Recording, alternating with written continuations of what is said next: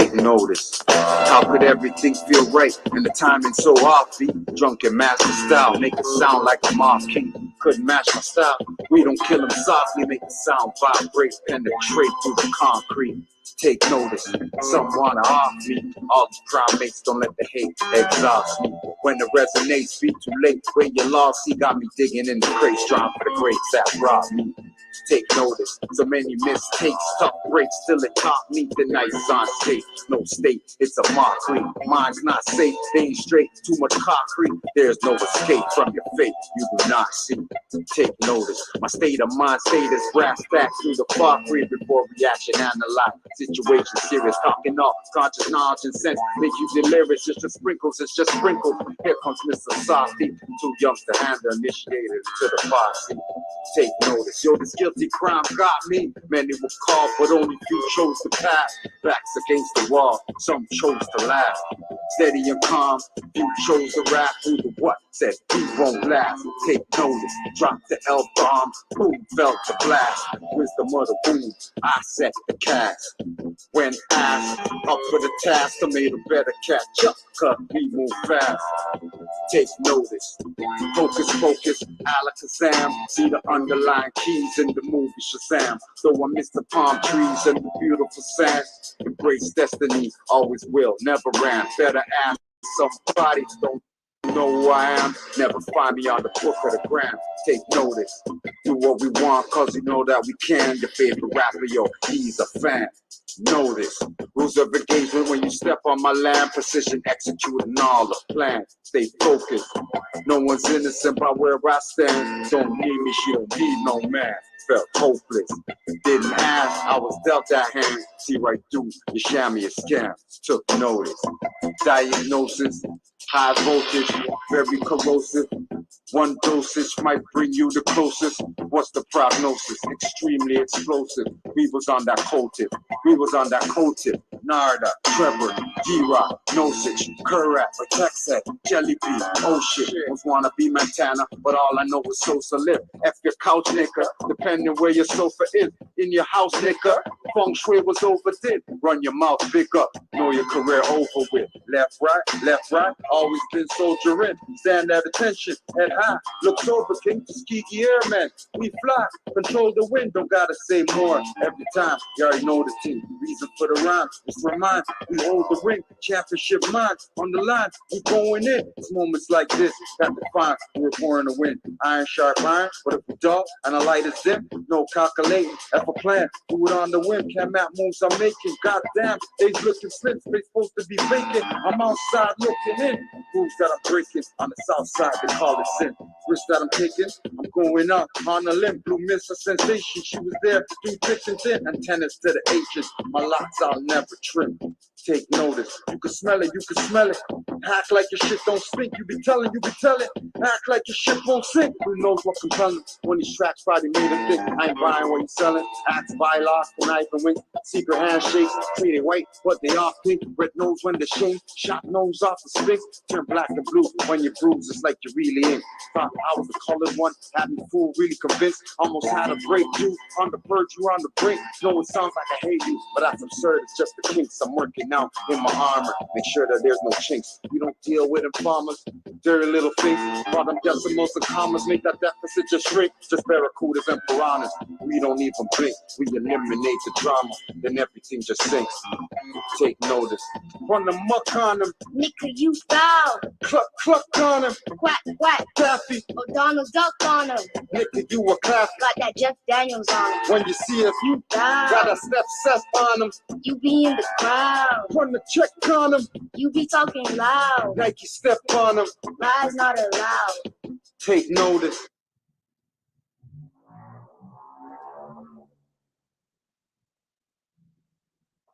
What's up, Tim Sites, millionaire mentor and trader, here with $10,000.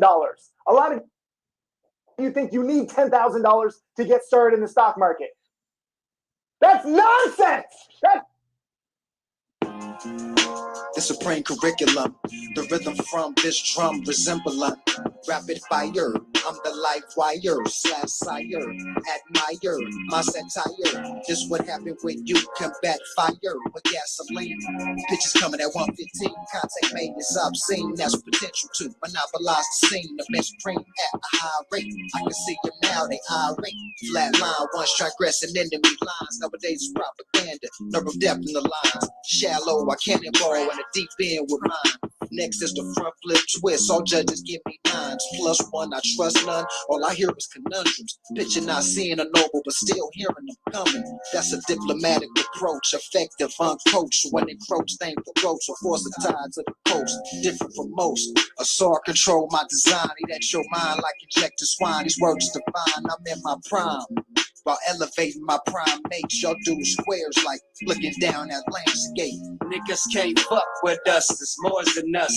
Coming from Los Angeles, Morocco to us. If you wanna bust with us, prepare to bust. Spitting with us is dangerous. Niggas can't fuck with us, more than us. Coming from Los Angeles, Morocco to us. If you wanna bust with us, prepare to bust. Spitting with us is dangerous. When it comes to metaphysics, don't tell me shit. I'm outside with my feds on, thoughts exist. I'm a more standing on my square firm, you bitch. Excuse my language, but I'm tired of these dirty tricks. Niggas be talking shit.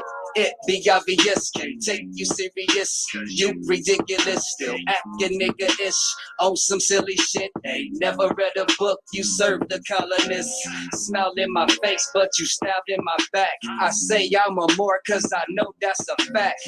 Claiming you more, but you still acting black. Read a lot of books, but I know what you lack is justice. Niggas can't fuck with us, there's more than us. Coming from Los Angeles, Morocco to us. If you wanna bust with us, prepare to bust. Spitting with us is dangerous. Niggas can't fuck with us, more than us. Coming from Los Angeles, Morocco to us. If you wanna bust with us, prepare to bust. Spitting with us is dangerous. I built with an Empress, been on the mission, got plenty of game. You should've listened, no competition, you just in my way. Flow with an elevate, now you got some more knowledge today. My third eye vision, seen you from a couple miles away. I wanna take a trip, want this natural high to stay. Packing the 9 to blaze, making you fly your ways. I can't deny the weight on my shoulders, the lights away. I know that if I stay on the path, I find my way. Niggas can't fuck with us, it's more than us. Coming from Los Angeles, Morocco to us. If you wanna bust with us, prepare to bust. Spitting with us is dangerous. Niggas can't fuck with us, more than us. Coming from Los Angeles, Morocco to us. If you wanna bust with us, prepare to bust. Spitting with us is dangerous.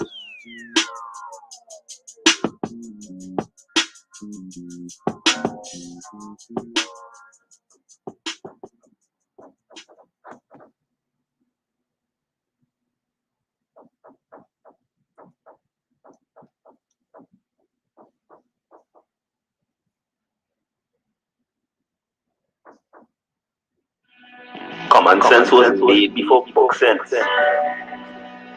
Canaanland Moors presents Common Sense Quick. Legendary, bury me in the North Case Cemetery, February the 4th day. Son of Mary, day ahead of my born day. Independence alarm, me similar to a lost case. With case laws, we break them down like Jericho. Keeping all my lions tamed, I'm Chris Jericho. I'll keep a mask on deck, I'm Rey Mysterio. Fake pandemics announced over the radio. Annoyed with the game, the joys and the pains. I'm rock face, mixing with rock the hard way. I was in a lost state. Prophets told me up right, brought me to a lost gate. Cooking like I'm sorry, prepping like I'm Denzel. Malcolm X, Deja Vu, Roman J. Israel. And no one probably in plain sight. But people still can't see it, so the snake's still showing up. The snake's still high, so the race still going up. Warriors of the North Gate, we not slowing up. Born in the manger, sworn to be savior. Walk through the valley of the shadows of the death, dipping slavery. Looking for life, the book of Genesis. Astroplane entrances, invoke the nemesis. Abstract images of past lives kicking in. Danger, running for your life. Finish him.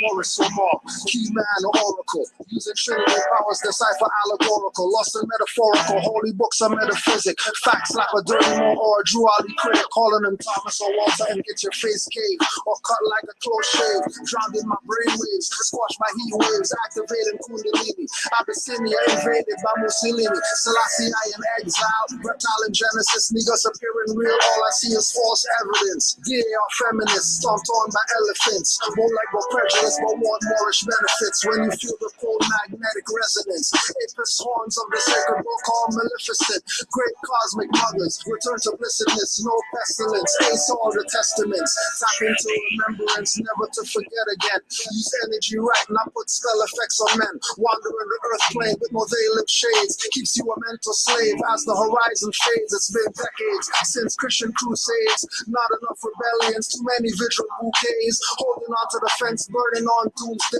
War ruled by Mars, it might be on a Tuesday. Canaanland Moors presents Common Sense Quick. What we do here is we add some common sense thinking to everyday situations or comments that may arise. Want to give it a try? Wanna? Peace to all the Moors worldwide. Peace to all the Moors worldwide.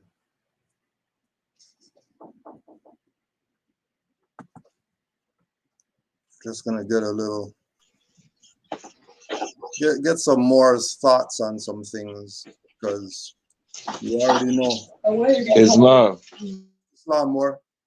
We already know that these people's time is up. We already know their time's up, and they're trying everything in their power to, play their little game. So if any other Moors out there got something to say, you already know. You already know. Islam.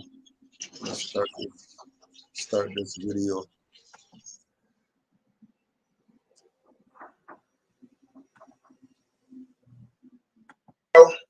Been a while since we've been in tune, man. Been a very busy week. Had a birthday yesterday, and you said you had a birthday? I did. Oh, bro, man, you saw the return. I ain't know. I was on Facebook. Yeah, I just stayed off Facebook. I ain't know. Yeah, I got the fake birthday up there anyway. So, But I want to shout out to everybody that's here with us tonight and everybody that's gonna come in. You know what I'm saying? I know it's been a few days since I really went live. Been busy with family. We're gonna get into the Noble Drew Ali thing, but I'll be having a live on mental illness and suicide, definitely coming, and a live on the 80,000 goddamn Afghanistans that came up in here. But right now we want to get on something because we was talking on Clubhouse. Y'all already know, bro. He's been through it before, but we was chopping it up on Clubhouse. And when we was talking on Clubhouse, the book came up, right? And the book was The Princess and the Prophet. And this book, hold on one second, my son is out here. Hey, bro, you might go ahead and take it over for 1 second about the Princess and the Prophet. 1 second. So, peace, everybody. Alito, Wanishi for tuning in. That's thank you, and Wanapi, and Alito's agreed offering peace and things along those lines. So, I'm a Moor. I carry a Bay. I'm a Lenape Moor as well, so I have been through the Moor Science Temple of America. I know about R.E. Bay, all this stuff. Islam. It was a book that. Islam Moor. What's that? That's like, what's going on? Like, I don't. The introduction is kind of like it's already something going on here. When you're already, I'm a Moor and I'm a Lenape Moor. I'm questioning that because how is that possible? How are you doing that? How they're always trying to still play the straddle the fence and ride the line with that tribal stuff, but then We've been going over the definition of tribe for years, and they still want to use the colored term tribe. I don't get why. Still playing games. And but then more Science Temple, and then says I know about RV Bay Publications and all of that. What is that? Come on, man. Like, that's very, misleading, in the point as if like you're the guy to be able to speak on behalf of RV Bay Publications, like all the years that the mothers have put in, the years that Ms. has put in, and this guy right here, these new Johnny come latelys, very arrogantly come on here and as if they can speak on behalf of RV Bay Publications.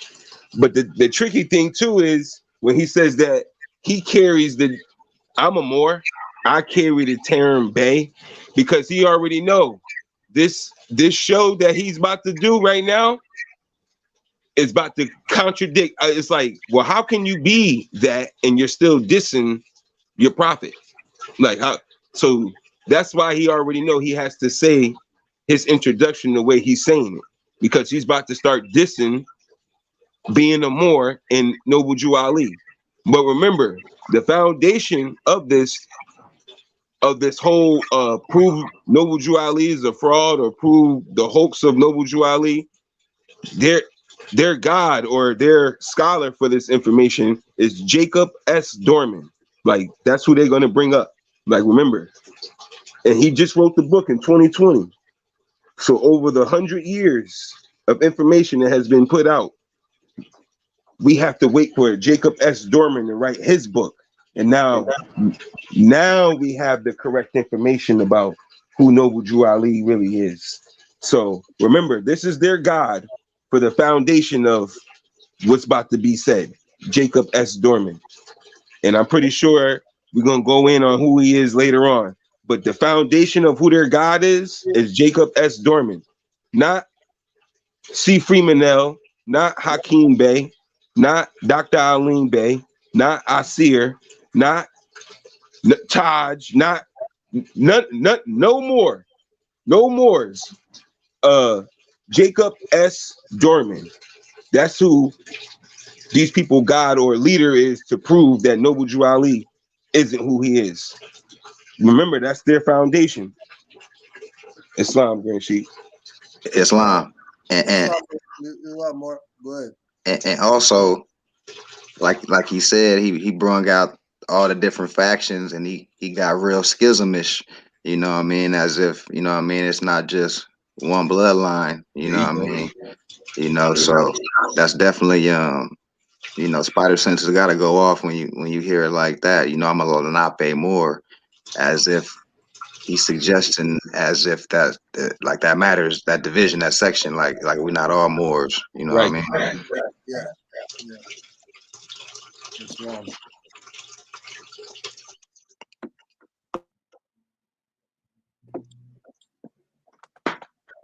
But no, you're the floor. There's a lot more.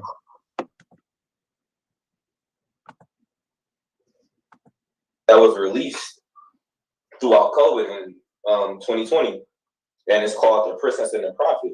It was released by an Arab. He's an Arab. He practices Islam. He has a PhD. I believe he's out of Nevada, school of Nevada. And in this book, he came with Islam, Grand Sheik. We're gonna kill this, man. It's gonna be a blowout. I'm telling you. Look, he's a liar. Before you say that, also to put out there that Jose Pimentel is a PhD. Yep. And he's a Moor. Mm-hmm. And he talked about Noble Jew Ali in his book. How come you don't bring him up? How come you don't use the PhD Jose Pimentel Bey? Our fellow children in the New World. Yep. But they're not gonna go there. They're gonna go with this modern doorman, right? He's a doorman. He's a doorman. Listening to a doorman.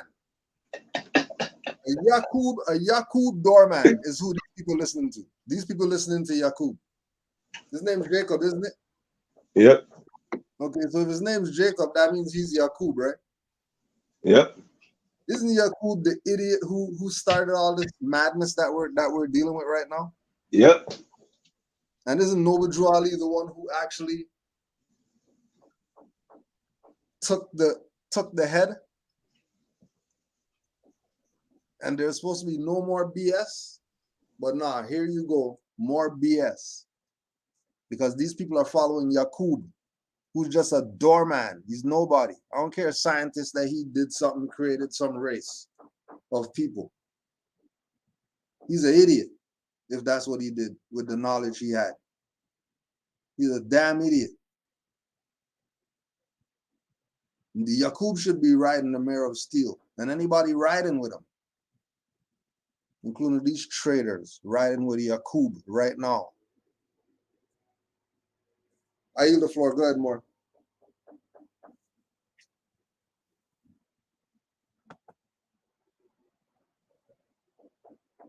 Islam, brother Yusuf, you're muted if you don't know.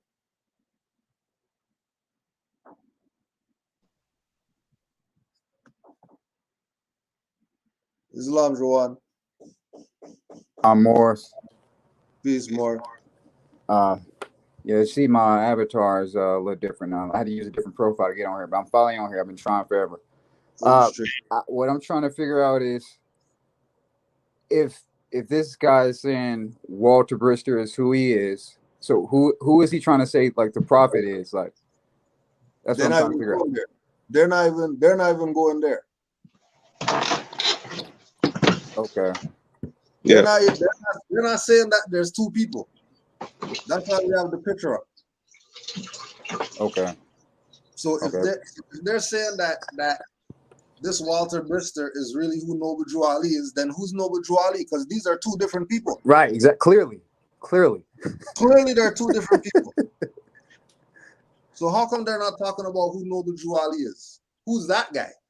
Yep. If this guy was the guy that was saying, I'm Noble Drew Ali, and I brought this, and he's a circus magician or whatever. Okay, so who's the other individual? Or is it really just what it is? Thomas Drew or whatever, who's really Walter Brister, and then there's another man by the name of Noble Drew Ali, who's really Sheikh Sharif Abdul Ali. And it's two different people. Because we could really go jackass on him and say, who's Noble Drew Ali? Who's that? All right. I don't know who that is. I know who Sharif Abdul Ali is. I know who that is. Right. Could do that. Right. I don't know who Noble Drew Ali is. That's a pen name. That was just a name. That's not an individual. That was a name that was just used on some papers. Then he had to throw the whole book in the trash. You got to start all over again now. We already know. Start all over again. We already know that he plagiarized the Aquarian Gospel and Onto Thee I Grant and all that stuff. So that's not his stuff that he put out, right? You know, if we're going with it like that. And somebody got echo crazy. I don't know who's echoing. It might be. You have to turn down your other side, Joan. Turn down wherever you're listening to. But yeah. Hey, cool, Joe. Yeah, peace, more. Go ahead. Why these people never got no feathers on? They be having ball caps on. Yo, it's an echo. Why these people never got no feathers on? They be having ball caps on. Yeah, nobody's echoing.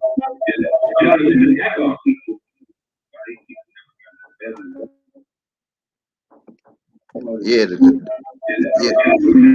I'll be coming from you, Kiss here. Yeah, these people ain't never got no feathers on. They got the ball caps. They got the hip hop video look. You know what I mean? They got the chains and the shades. Yeah, it just look all wrong. Like, you know what I mean? The energy is all off. You know what I mean? Feels off. Yeah. Islam, Grand Sheik. Islam more. Now, because in a couple of seconds ago, the Moore had said, well, yeah, the guy in the video with the sunglasses, whatever, he was saying how Jacob S. Dorman has a PhD from Nevada. He doesn't have a PhD from Nevada. He teaches at Nevada, and he teaches U.S. history, U.S. history, and African American history. So, which we know is a misnomer, African American. This is the guy who they're using again, who has a PhD in fraud. African American is fraud. There's no such thing as African American. And again, this is their leader guy, right? And he got it from, okay, let's do this right. Dorman received his BA with the highest honors from Stanford University in 1996. Where he studied with the professors, including Claiborne, and they name all of the professors, and Arnold Eisen and Sylvia Winter, and his PhD in United States history with an emphasis on African American history from the University of California in 2004.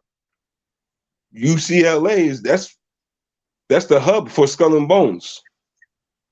Like, that's where your boy came from. This is their dude. He went to Stanford and UCLA. He didn't go to no Nevada. That's you need to know that. And who's all of these colleagues that he's given thanks to and who he studied under. His professors such as Joyce Appleby and Gary Nash.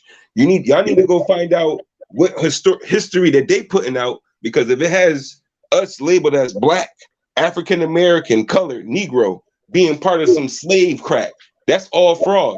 And again, this is their leader guy who they're using to prove that Noble Drew Ali isn't who he is, saying who he was, or whatever. But again, this is their guy right here to prove that Noble Drew Ali is a hoax. This is their master. The Stanford grad, the UCLA grad, and African American, who the prophet teachers were not Negro, Black, and colored. And now they got these fraudulent terms. In his book, it's fraud, because we weren't even labeled African Americans in the 20s. So how can that be? How can you major in something, write history of something that the people weren't even called at that time? Like, that's another that's not even the prophet's title. It's Sheikh Sharif Abdul Ali. Like, how about that one? There's another one. Like, you can't do both. They're killing me, man. He's killing me with this, because this is their leader guy that's supposed to prove that Noble Drew Ali isn't who he's saying he is. That's crazy to me. That's crazy. The guy who has a PhD in African American history in United States history, which is a corporation. Yep. Yep. These are Moors riding with him. Yep. Islam Moore. Islam Moore. Oh, you're good now. yeah. They already starting early. So watch. I already dealt with this damn video. We already dealt with DJ Islam Moore. We already dealt with DJ Atum Bay, the non-DJ Bay, right? And this guy, Indian tribe guy, he's still trying to figure out his genealogy, going down to the Seminole Council to try to find his genealogy. Oh, because they look like each other, and they said that you don't have hair on your chest and your back and your arms, you're Seminole.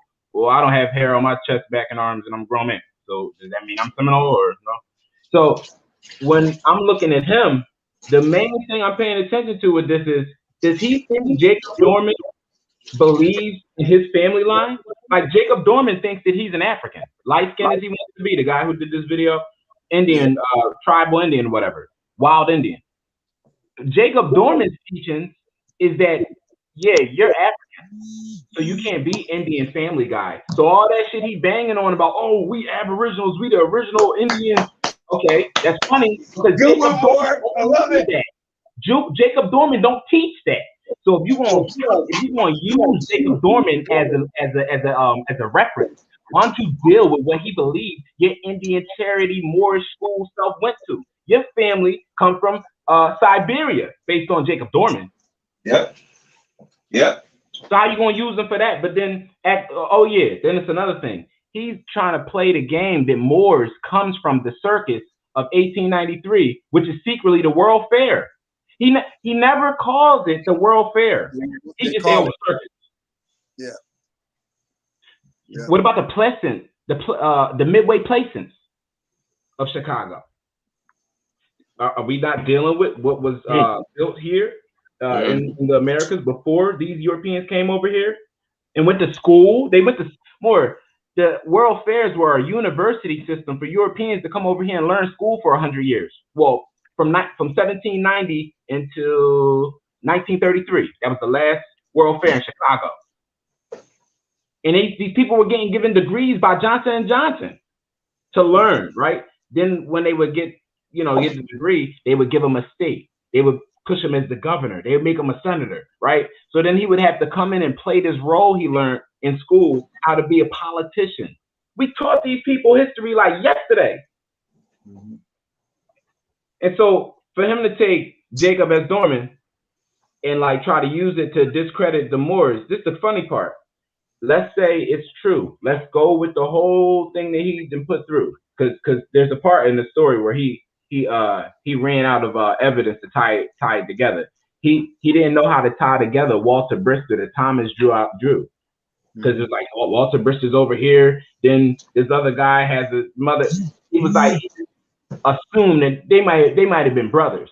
All right, let's do that assumption. So Walter Brister, this guy on the left, is the older brother to Noble Drew Ali. When in Walter Brister's career of pageantry and entertaining, did he tell the people, listen, after I'm done entertaining y'all, I'm going to teach y'all civics. I'm going to teach y'all nationality. I'm going to come through with pamphlets to show y'all your ancient ancestry. I'm going to show you how all this circus stuff that we're doing really ties into our bloodline. When did he say that? All right. To try to put this on Noble Drew Ali stole something. When did Walter Brister ever say that he was going to come and push and teach us that we were Moors? Right. And how does this take away from what Noble Drew Ali left in his Moorish literature? Does it take it away? So now, because he's the little brother to Walter Brister, allegedly, right? So now he never said the 14th and 15th Amendment isn't needed. And then Georgia never echoed it in 1957. That didn't happen? We just throw it away. Yeah, we just throw the European never told the truth. So Kasir, real quick. Cause it looked like you looked at the video more intensely. So he's saying the word Moor got established in 18-something based on the circus? Yes. This whole and then the Indian on there with him. I mean, the Moor on there with him. He acting like, oh yeah, I'm an Indian. Oh, I'm a Mason and a Moor. Oh, I'm in the temple. Oh no, I'm a Lenape. So he's jumping up the different little, identities to try to service this goddamn tribal Indian guy with no information, just Jacob Dorman's book. Well, but wouldn't the situation in South Carolina in 1790 with the sundry? Yep. Ain't that older than that, right? Yep. That was 1790. Yep. So that blow that out the water. Oh no, because Jacob Dorman said that we all came from Africa, so that couldn't have happened, here. And we was Pawnee, we was from the circus more. So like Sundry Free Moors Act was just circus. That's crazy. Right? See? That's the stupidity that we have to put our minds to. and also too that he's in the institutions teaching. He's not one of these guys from YouTube or whatever. Right. He's in it. He's in the institution. So if his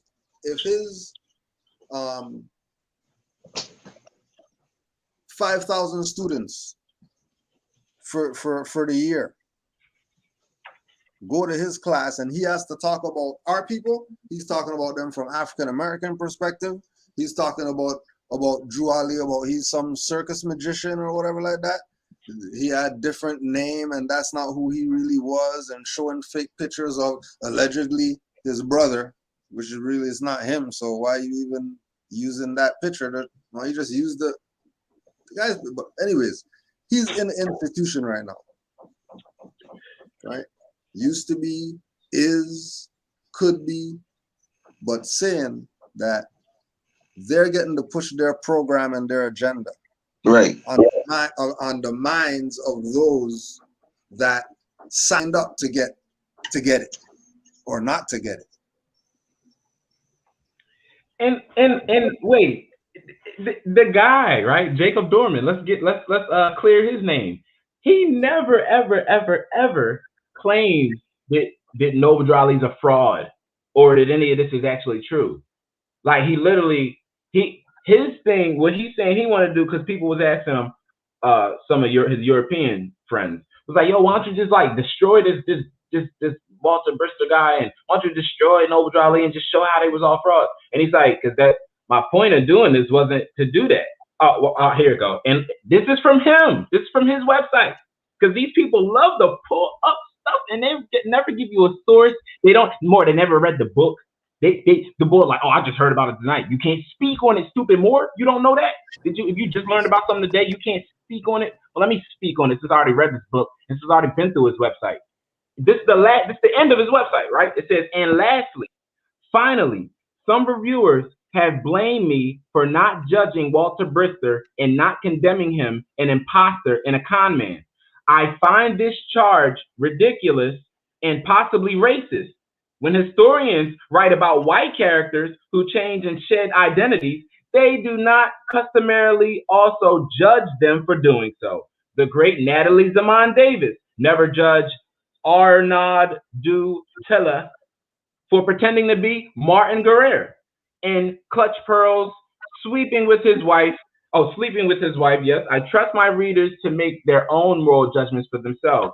Meanwhile, such calls to condemn my protagonist overlook the historical context of vicious white supremacy that he faced.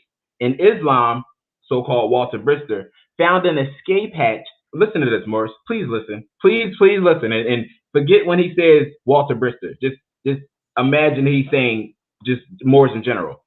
In Islam, Moors in general found an escape hatch in the iron cage of American white supremacy racism, just as surely as Hindu magicians like Harry Houdini escaped from the cabinet mysteries. Yes, and he's talking Masonic, y'all. Yes, all schools agree that Moors originated in and influenced West Africa, and that there were thousands of Muslims along the thousands of Africans enslaved in the Americas. So Noble Drew Ali, and now he's switching. So Noble Drew Ali's teachings that African Americans are not Negroes but Moors and Muslims was infinitely more true than the entirety false and racist canard that Black people were not even fully human, which was not fringe belief, but a widely disseminated in his lifetime in circuses and colleges alike. So if he was in the damn church or he was in a circus, guess where he heard the talk about his people not being human? Yeah. So when they make the argument, they're not tying in to how it's still beneficial for us dark-skinned people who they're calling circuses. Oh, wait a minute. Dan Pawnee Bill and them have Indians in they circus. So if we're gonna deal with the circus, you gotta put them Indians in there too, because y'all claiming Indians, Los Indios, yeah, that come from the circus too, if you want to do that. But I believe that knowing Noble Drew Ali's backstory takes nothing away from his accomplishments. Rather, the story of transformation it holds makes him more reliable. He was human. He struggled. He suffered arrest. He apparently even escaped death and remade himself. What greater transformation could there be than that? A part of Malcolm X's appeal from the fact, it's like he knows what we know, but then he knows that niggas are stupid, so he gotta like talk color. This is crazy. But I stop there. But you see how when I read from what he's saying in his book, it don't sound like he was bashing the prophet. It seemed like because of his tenure, he's going to tell another version of the story that Moors never really dealt with, but the Europeans can run along with without calling him some type of sellout. Why didn't he just call him the black whatever? Why didn't he just call him all this stuff? He's saying like, look, nah, on the contrary, I believe his transformation was great. We don't talk about when European presidents changed their name, so why should we talk about him? Same difference. Right. So it's like, why is the European that they're teaching on speaking like this, but they're not speaking like the Europeans speak? How he's speaking. Yeah, they're speaking. They're making up stuff. Oh, making it up. They're really making up stuff. Mm-hmm. Because they're not telling me the full story. Because they don't have the full story. Because they're not Moors. So the Noble Drew Ali side, they don't really know about. They're just getting that based on exterior perspectives. They're not part of it to know what's what. With regard to certain things involving Noble Drew Ali. So they leave that out and only talk about these news articles and only talk about, you know, these references being made to this individual who has a similar name, but still not bringing up the individual, because there's two people. There has to be two people. There's no way around it. So Walter Brister could have did whatever it is that he did. Great. He was a circus guy. He had the crystal ball and he went to court with the crystals and whatever. Whatever he did. Great. He should be another guy that they're talking about in Black History Month or whatever. Right. How come he's not in Black History with all the shit he did?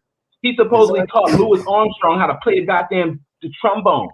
He's supposed to be the man as far as circus is concerned. A black guy is in the circus. Right. Come on. I want to know about Walter Brister's story now. See? See what y'all did? Y'all got me interested in Walter Brister. How come y'all didn't tell me about him? Yeah. And the crazy part is this is where we're still missing something. When did Walter Brister come through with a pamphlet previewing what he was given to the Black Americans who thought that they was from Africa and all that? Where is that part?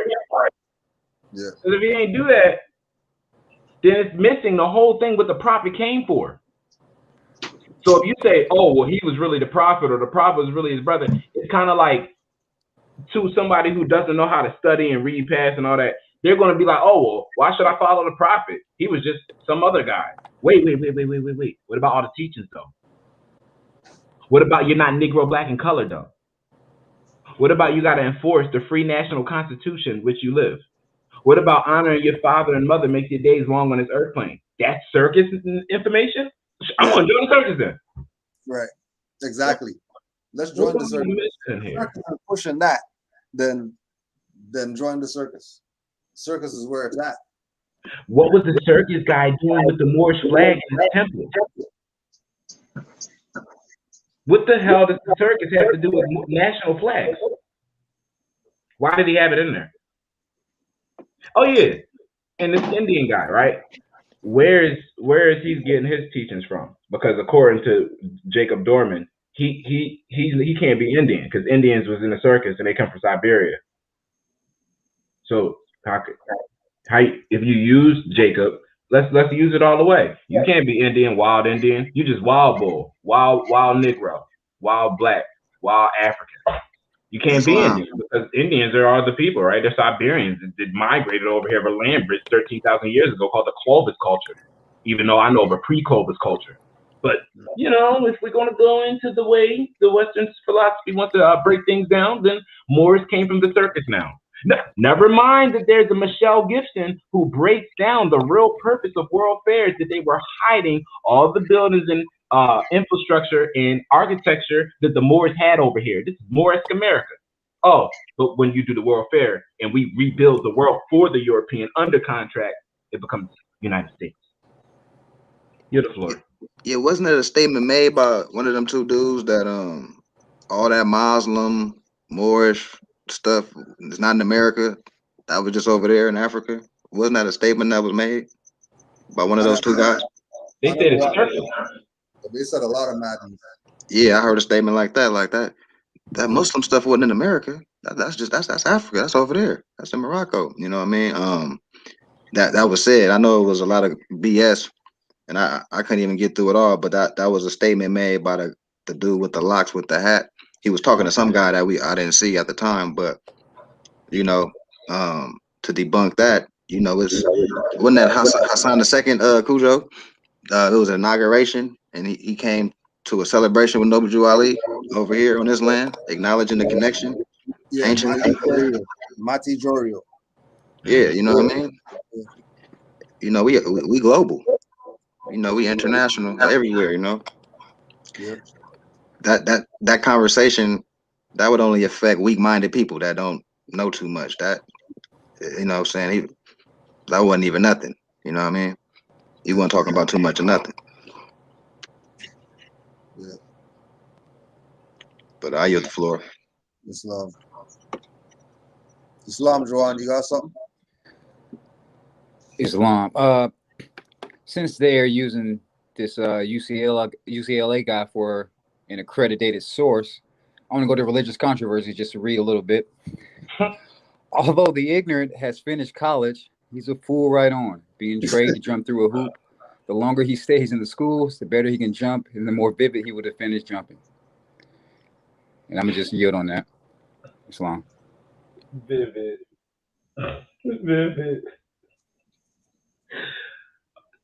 Jumping. Yeah, see, that's acrobatics. More that's circus.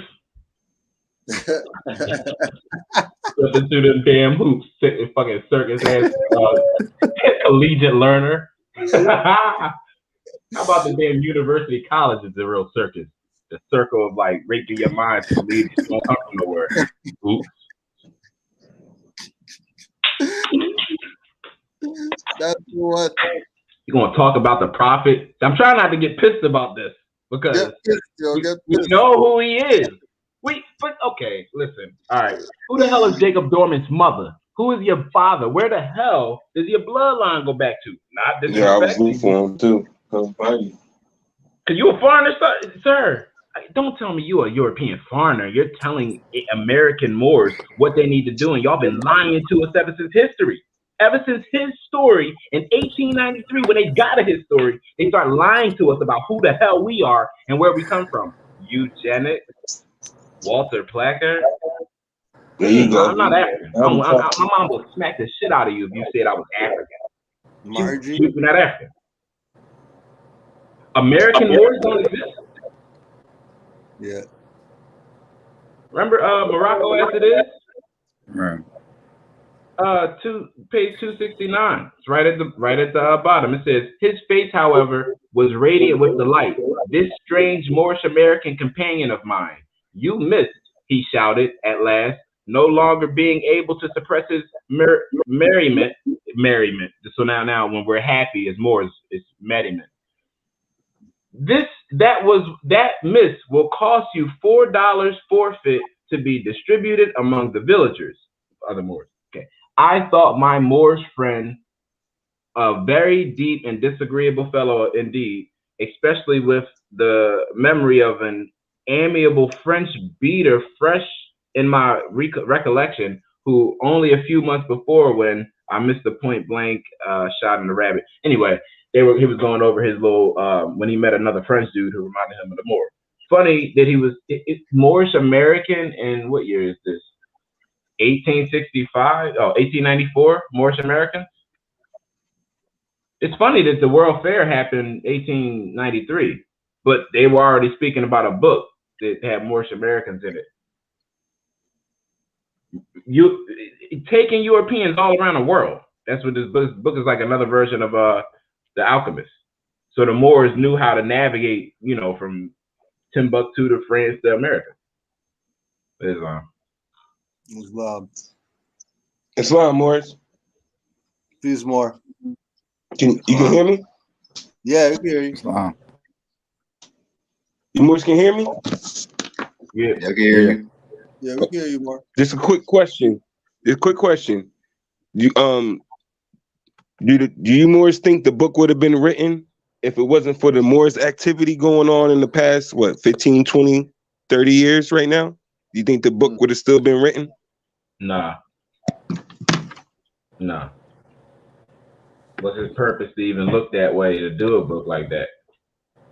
It won't. Nah. So the book in itself is COINTELPRO. Yep. Because why is it there? It only brings confusion. It don't help nothing. It don't clear up anything. It just make more of another, make another wrench in the movement. To where, look, Noble Drew Ali been passed, right? We just trying to take this movement and live it up to its, potential today.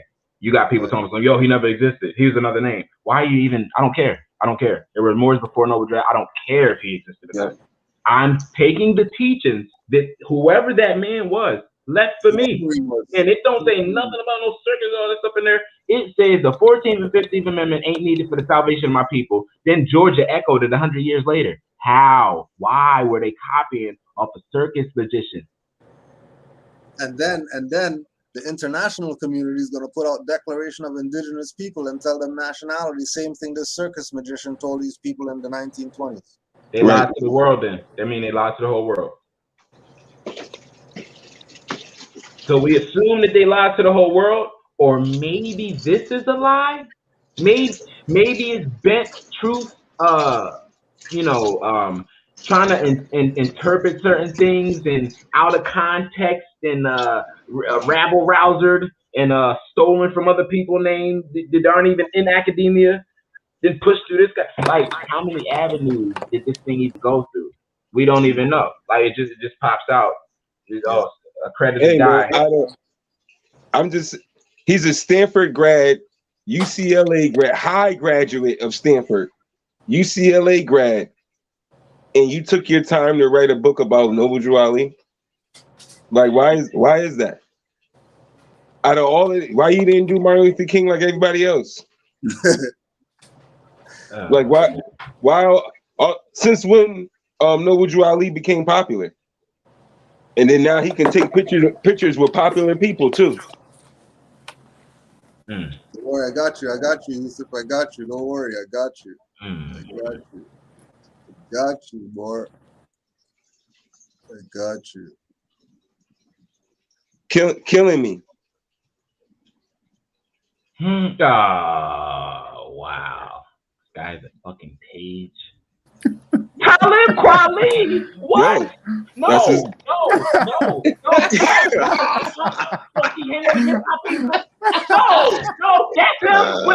my God. That's him. Yeah. I can't. No, what is he doing? No, man. It's a blowout. It's a fucking error. A unibrow error. Sorry. But yo, oh my gosh, bro. It's not even close. It's not even close. Stop yo, where his salt in that? Where his salt need to hit us up? His salt need to hit us up because y'all not even supposed to be speaking about our profit. We already tore that goddamn to here. Y'all try to put on a profit out years ago. Wow. Yo, that nigga need to put his damn salt in up because we already got stuff on the record. What the hell he doing? Better get yourself deported talking like this, buddy. Yo, somebody call a consulate, yo. Somebody call an American consulate. Motherfucker, he's doing his shit. What? So wait. He had to authenticate his goddamn Moroccan passport to go to school here. Shit. Is he on school? Is he here, like living here, or he just on a? He renting the school, split his school time out. Like you just staying over here for some years. Are you resident here, or are you just? What the fuck is this? Come on, man. That's a coincidence. That's a coincidence. What? You know who your man's is? You know what he did with the prophet's picture? And now look at his man's taking pictures with the guy who's dissing the guy. Right. This is your man's. Yo. Right. Who he had Walter Brister on the back of his album cover at the convention. See what I'm saying? Wow. Who? Talib Kweli? No. Yassine. Oh my. But it was the prophet. It was the prophet, Yeah, Yassine. I remember. Yeah. That's his homie, right. Yeah. Right. Yeah. Just to get by, just to get by, just to get by, just to get by. Yeah, you know, I see her and Selena Cordova, they got personal stories about this man, Talib. Like, he's not the man who everybody keep thinking he is with his so-called conscious songs. Just to get by, just to get by. Yep. Just to get a check. Yo, yeah. Yo, come on, man. This a coincidence? He drops that book, comes wearing our flag on his shirt with Yasin Bey's right hand man. Right. Oh my God. No title. Oh shit. So they probably had a conversation. Him, see the tie-dye gay, you know, whatever. They probably had a long conversation about how, yeah, man, I don't know why my black Negroes over in America think that they're your people. See that flag you wearing? Our people are doing this flag. The guy's like, show me, where? And then he shows them, you know, Moors on the damn internet. And he's like, oh, no. It's like you say, they're black African Negro, like you. And he's like, yeah, bro, because just to get by, just to get a check. I mean, we ain't none of that stuff that makes us noble. I don't know what noble is, brother. I'm lost. I'm lost in the wilderness somewhere. This is what these people like push. They're lost. They don't know their mothers. They don't know. I didn't know how to study anything but a Bible to find myself. You don't deserve life. Okay, like just, you know, short, just cut it short. You don't deserve life. You never knew about the undrips. You didn't care. So yeah, now, he was dressing the part for that picture, man. Because if you go look up Jacob S. Dorman regularly, he looked like a Stanford grad. European. He looked like a Stanford grad, UCLA grad. But when he came over there with that more, he was looking the part. I'm like, wait a minute. 7-Eleven owner.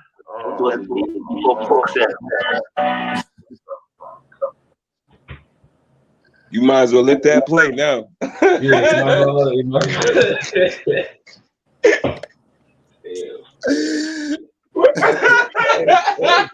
bro. What the fuck? Oh, no, I thought I was ready for this. I wasn't even ready. That's what I'm saying. Why is he in Morris' shirt? What? Yeah. Morris shirt up, yo. Morris shirt up. So he knows what he's doing. Oh no. There you go, Moore. There you go. We Africans to him. It's on it more. I was going to try to let his book slide. I'm closing this. Closing that right there. His book about to get thrown into the garbage. What? No, you just fucked all up. I don't care what you found. Listen here, bro. We gonna sit here and act like the census ain't a goddamn corporation based on making us not from here. Yeah. Oh, and found some documents. I'm glad you look at it like that. I like how you look. No, because I was gonna let it slide. Now we gotta dig in. Wait. Do people like him, people that's going to school for historian and all that, and all up in the universities foreign and all that, do they have privileges over data and ancestry.com? Do they have privileges? Can they go snag documentation that we can't get? Like, you can look for days and days and days for your ancestry, your grandmom and them on ancestry. They're like, oh, we can't find them, something burned down. Him though, he could go find the prophet. Some guy, Walter stuff to tie it back. How? What? More? Y'all know how this goes. There's nothing comes across. Ancestry.com just came out. Right. He's telling us about 1800s. The concept.com. It is so. That's crazy, man. And then he's saying, "Oh, I can't really tie it together like that, y'all. Well, I just postulate that I extrapolate that they might have been brothers. See, that's the best way because they both had a mother named Lucy. But there's not a lot of people named Lucy back in the day. More, this man said there's not a lot of women named Lucy in the 20s. They named the first woman on the planet Lucy. No. Uh-oh. Did someone go there? I feel like somebody's playing with me now. Now I feel like I'm being played with. So let me ask you that question. So how does it feel to have gotten played? Like how are you supposed to look at it now? You gotta go back to the States, right? You gotta go back to the States. Nothing else. The Moor didn't work. The Moors was a fraud, right? You gotta go back to the States. The prophet said that. If he wasn't right, the temple was wrong, right? So we gotta go back to the States. There's no hope. We just gotta be African, guys. Looks like we gotta tuck all our books away and our pride and our nationalities and just go back to being niggers. That's it. Yeah, that's all we can do, guys. It's all fake. Gotta be niggers now. No divine constitution. Wait, why did they record his documents in Illinois? Why did they do it? Wait, why didn't the FBI know he was Thomas? The FBI didn't know? Right. He was Thomas, the FBI didn't know this. He outsmarted the FBI. Wow. It was an accident. That circus magic is crazy. Right. Well, that's a good question. How didn't the FBI know? So to the point that they had to send in Kirkman Bay. Like y'all should have known already that this was already a fraud. Exactly. So why the point of bringing in Kirkman? Yeah. Payne and Payne Eleanor. Why did they do all of this? They assassinated a circus magician? Are you serious? No, not all of that. Kirkman Bay got a mausoleum. No. No, it was a circus. It was a circus. No, for some circus conspiracy. Now people getting mausoleums. Yeah, okay. Wait. So, because we gotta think about this, Morris. I got divine constitution. Morris literature right in front of me. We gotta throw this away. It said editorial, a divine warning by the prophets for the nations. All the stuff he said in this. Now, as much sense as it made and as civic as it was, throw it away. Because he was a circus. So it's like it don't mean anything anymore. Is that what we're trying to say? Yeah, basically. Remember his and Jacob is. Remember his first book is the Black Jews got. That's his first book, the Black Israelites. Yeah. This is the author whose first book is the Black Israelites. That's his first book. Islam, brother, is Islam, more Islam. Islam, mi hermano, ¿cómo está? Islam. More. Paz, hermanos, paz. So, I've been hearing the conversation. I've just been laying in the cut for a sec. I kind of tuned in late, so apologize for being late. But could it be avoided? I had family business to take care of. Oh, you're good, Mark. So I watched some of that video you sent, Brent Hecky, and besides the initial reaction, is you just want to, throw up a little bit in your mouth that people could be so stupid. But then you realize, it makes no sense to hurt yourself over someone else's stupidity. Yeah. So I'm not even going to touch upon any of the nonsense of the one book, Boo Boo and Boy in tow happened to cite, because it's one book printed, published, or whatever, supposedly in 2020, even though for whatever reason, I don't know if this is a Mandela effect issue or something, I swore that Grand Heki Cujo went in on that book like 4 or 5 years ago, hard body. But that's okay. That's all right. I'm not even going to be hurt by that. I learned something really important from Canaanland, and I'm speaking of the temple. That's the body politic. Whether you're there in the physical or you online and have been chiming in from time to time. All right. With that said, that one of our primary techniques is to let people have as much rope as they think they can handle, because eventually they wind up hanging themselves. And I don't have the timestamp, Grand Hecky, so apologies for that. But about an hour or something into the video, the quote unquote Lenny Lanabe Moore, if you want to call it that, states, "Oh, you want? I know that's a Masonic thing. I know because I'm free and accepted. I am a Mason."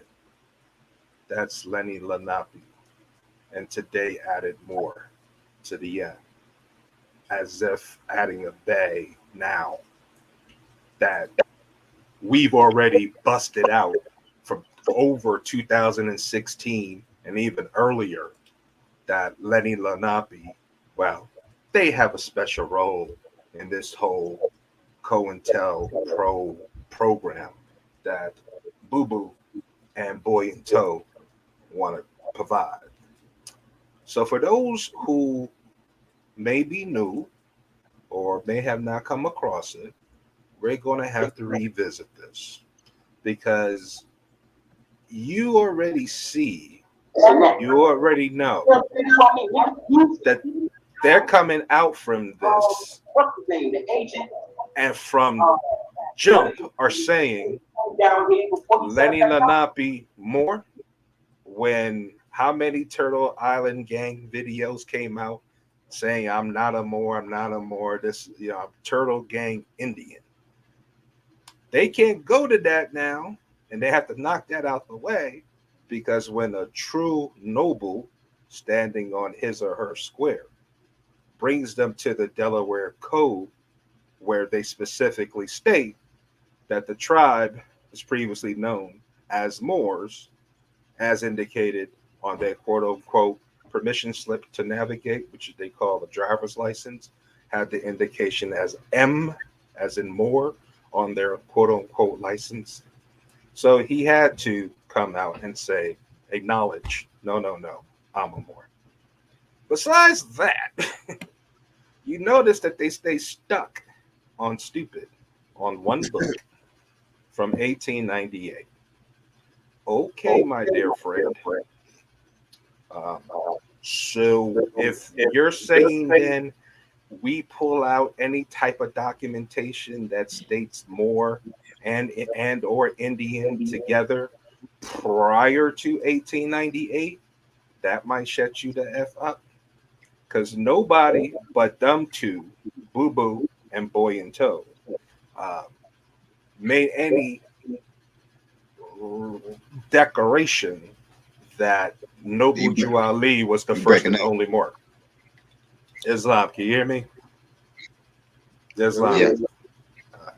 Nobody's ever stated that Noble Jew Ali was the first Moor to be on the planet. That is a level of stupidity that one cannot even begin to measure, if anyone believes that. Because you already know from I don't know how many Moors on this platform, quoting from History of the Moorish Empires, volumes 1, 2, and 3, over 3,000 pages. Chapter 1 of volume 1 starts at 2500 BCE.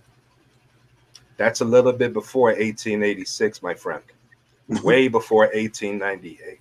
But I understand that if I go that far back or even further to say your gods, yours being Boo Boo and Boy in Tow, gods known as MDEs, modern day Europeans, and go to their quote unquote ancient antiquarian scholars, you know, the ones that they like to quote on the side but can't even get the quote right. Herodotus, Pliny the Older, Pliny the Younger, and Hermetes, Artemis, which we already know. Artemis is just another name for Hermes. But anyway, Hermetic law, anyone? But anyway, let's not even go that far back. Let's stay in that realm. So since you like 1898 so much, how about we go to 1744? Here I have a quote from a news article. Mali, de Jour Maritimo, London, 1744. Quote, though slavery and bondage are now become discontinued in most parts of Christendom, and to that degree that for the person of a man, be he Moor or other Indian, a trover is not now maintainable by the laws of England. End quote. I'm not going to explain the quote to Boo Boo and Boy in Tow. I'm just going to state once again 1744. Any man, be he Moor or other type of Indian.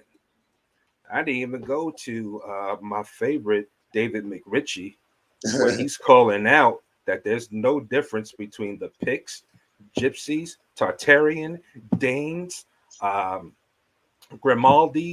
from the Celts, the Druids, from the Moors over there in America, because they look exactly the same. That's just David McRitchie, Volume 1. We Moors have been pushing that since, I think, from the day after they freaking published it. And in case you're wondering, it was published in 1894. So I still got your 1898 date beat. That being said, let's forget about what's going on in quote unquote social media of that day, because, you know, they could be alternative motives. You know, that could have been the principal conception archetype for the payola example. You know what payola is, right? Record producers pay disc jockeys to play their artist's record on the radio, because the more times it played, all of a sudden, even if the song was just half-assed, because you heard it so many damn times, you find yourself picking up on that little catchy tune and for no damn reason singing along. Next thing you know, it's your favorite song, #1 hit crap. Through repetition. So Boo Boo and Boy in Tow, them two, are doing nothing more than that same payola scam of repetition, repeating the same nonsense, so that hopefully those sitting on their intent, those sitting on the fence that are kind of wishy-washy, and the only reason why you're wishy-washy is because you just haven't taken the initiative to go out, find the data yourself, and read it for yourself. If you have to wait for any of my brothers on here to come out and tell you, bro, Maya, there's really no such thing as Mayans. And I'm not disrespecting the Mayan culture, but you can talk to a Mayan and they'll tell you that they come from Inca, and that the name Mayan, how they got the name, was from Mama Maya. Mama Maya was one of the quote unquote holy wives of an Inca emperor that you know as Tupac. And no, I'm not talking about thug life, thuggy. Okay. You might be stuck there, but we go further back. And anyone who even bothers to do any type of research into the quote unquote Aztec, Inca, Maya, you'll find out that there's a pecking order. Maya comes out of Inca, but that also comes out of Aztec. But that's still not the oldest, because even when you find people today that claim Aztec, they tell you we come out of the Olmec. And even Olmec wasn't the people. They didn't call themselves Olmec. That's an actual two words jammed together. Concatenation, transliteration for O, O-L-E, right? And misto, meklo, meklau, more, more, Olmec. Get it? All right. So even the Olmecs didn't call themselves Olmecs, they called themselves She, X-I. But that's neither here nor there. You done to go way back to the quote unquote 1898s and circus museums and okay, so you know the most famous quote out of the circus is that a sucker's born every minute, right? Sucker. Okay. That being said, I don't know. How about the fact that way before this quote unquote professor from the University of Nevada I don't care where he graduated from. I care about where he currently works at, because that's where his quote unquote tenure is going to be tied to, not when you were a student, when you are actually a professional. Okay. So if you want to ride on somebody, ride on University of Nevada, you know what, coattails, so that the pressure gets back to him. Because calling out UCLA, that was a student that came out of there. Y'all could have wrote anything you want. The difference between a master's degree and a quote unquote PhD, when you write for your master's, you write what's called not a dissertation. It's called what the hell? It's like a year-long book report. But the intent of that must be furthering an already known principle. There's no defense to it, meaning you have to put all your evidence inside of that quote unquote project, statistics, your bibliography, your citations, make your point, and then you turn it in, and quote unquote the paper reviewer professor will tell you yay or nay. PhD is the exact opposite. You cannot further someone else's work. You have to present something new in your field. And then, if it's a true accredited institution, you have to go sit and defend it. Sit into a room, auditorium, whatever, you on one side of the room, and a panel of 3 to 5 professors who are also doctors are now challenging you on your mental premise documented in your thesis. So if you're trying to plagiarize somebody else's stuff, all that work that you put in to get your PhD gets flushed down the toilet, because you're supposed to bring something new that's tied into your field of study. All right. That's why somebody didn't write an MLK paper. But other than that, how about if we go into the explorers? And I know this was published in 1908, but Herman Cortez came not in 1908. Brother Islam, real quick. Yes, I just sir. gotta give you your credit, because what's up, Emmanuel? You're right about the Nevada, because they're the ones that's making sure that his family got a roof over their head. They're the one that's paying them. So yeah, they are the main one. They're the main ones. Oh yeah. They're the main ones. So you're right. Yep. If any boy wants to put pressure on this quote unquote amalgamated Arab that supposedly an author / scholar professor, put the pressure on the place that he works at, because that's where his tenure's coming from. It's not going to come from his alma mater. It comes who's currently signing his quote unquote paycheck. Yep. Right. And it's not hard to put pressure on it, because all you got to do is you could go to UNLV's website and you can see the department. And on every single department that they have, department would be equivalent to course of study.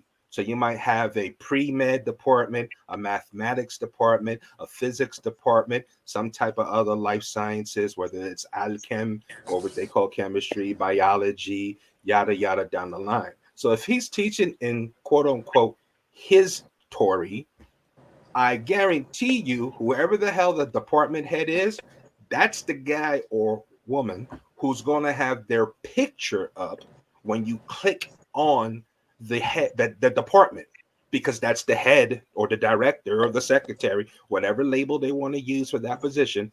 He's or she is the one that oversees all the professors below him. And he or she is the one who's charged with ensuring that those under them aren't pulling shenanigans that could water down, discredit, or tarnish the reputation of the institution in any way, shape, form, or fashion. So, translation, if you want to put pressure on the Arab, put pressure on his department head, who's then going to put it to this person as to why the hell are you writing this? Or if they're part of the plan, go good job. You got Moors up and excited. You got noticed. Be careful, because now the Moors know you. You might catch a mufti in an elevator ride that you don't know, because there are a lot of muftis that are split-spotted Moors. I walk into multi-billion-dollar corporations on a regular. You understand me? In conference rooms.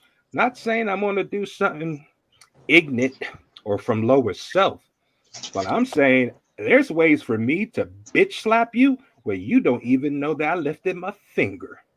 Do you understand? So watch out for those muftis. But anyway, Brother is. back to the point. Yes, brother. I got a question. Sure. Now, who's speaking? This is Brother Mafiel. Islam, Brother Mafi. Islam. So based on the interview, how they try to minimize Drew Ali like he was just a circus guy. My question to you is, why would they put literature that he wrote in chapter 45 in the House Resolution 1203 and give it full faith and credit if he was just this the circus guy? Common. That's easy. That's how they get the confusion. It's a simple recipe. You take 2 parts falsehood, mix in 1 part truth. Because without the truth, nobody's going to swallow the falsehood. And the only people who could possibly follow the falsehood are those that are so new to the information that they're looking to see, okay, the person presented 3 points. Well, of the 3 points, I know kind of sort of one of them. I heard Grand Sheik Cujo talk about it, or I heard Asir do a lecture about that. So I'm going to just say that one's true, since it's the same port that someone I respect and has earned my admiration says that that's okay. And I'll look into those other 2, which turns into I forget to look it up, and now I just mentally take it as all 3 were true because I'm giving credit for what Asir said. See how the confusion comes into play? When in reality, all one had to do is just verify the component. And once you find that straw that just cracks and buckles under the weight of the scrutiny, it just puts the rest of everything into question. If it's really a matter of if Noble Drew Ali, peace be upon him, was nothing more than a circus act con man, why the hell are there over like 60 different from different quote unquote corporate states, jurisdictions, counties, whatever you want to call them, that honor him in the beginning of quote unquote January every year? Whether they publicize it or not, you can still find a declaration of it where mayors, governors say this first week of January is Moorish American week. And I don't care what label they put on it, if they call it Moorish American, indigenous, whatever, whoever. We all know who's getting celebrated there. It's the sleepies who don't.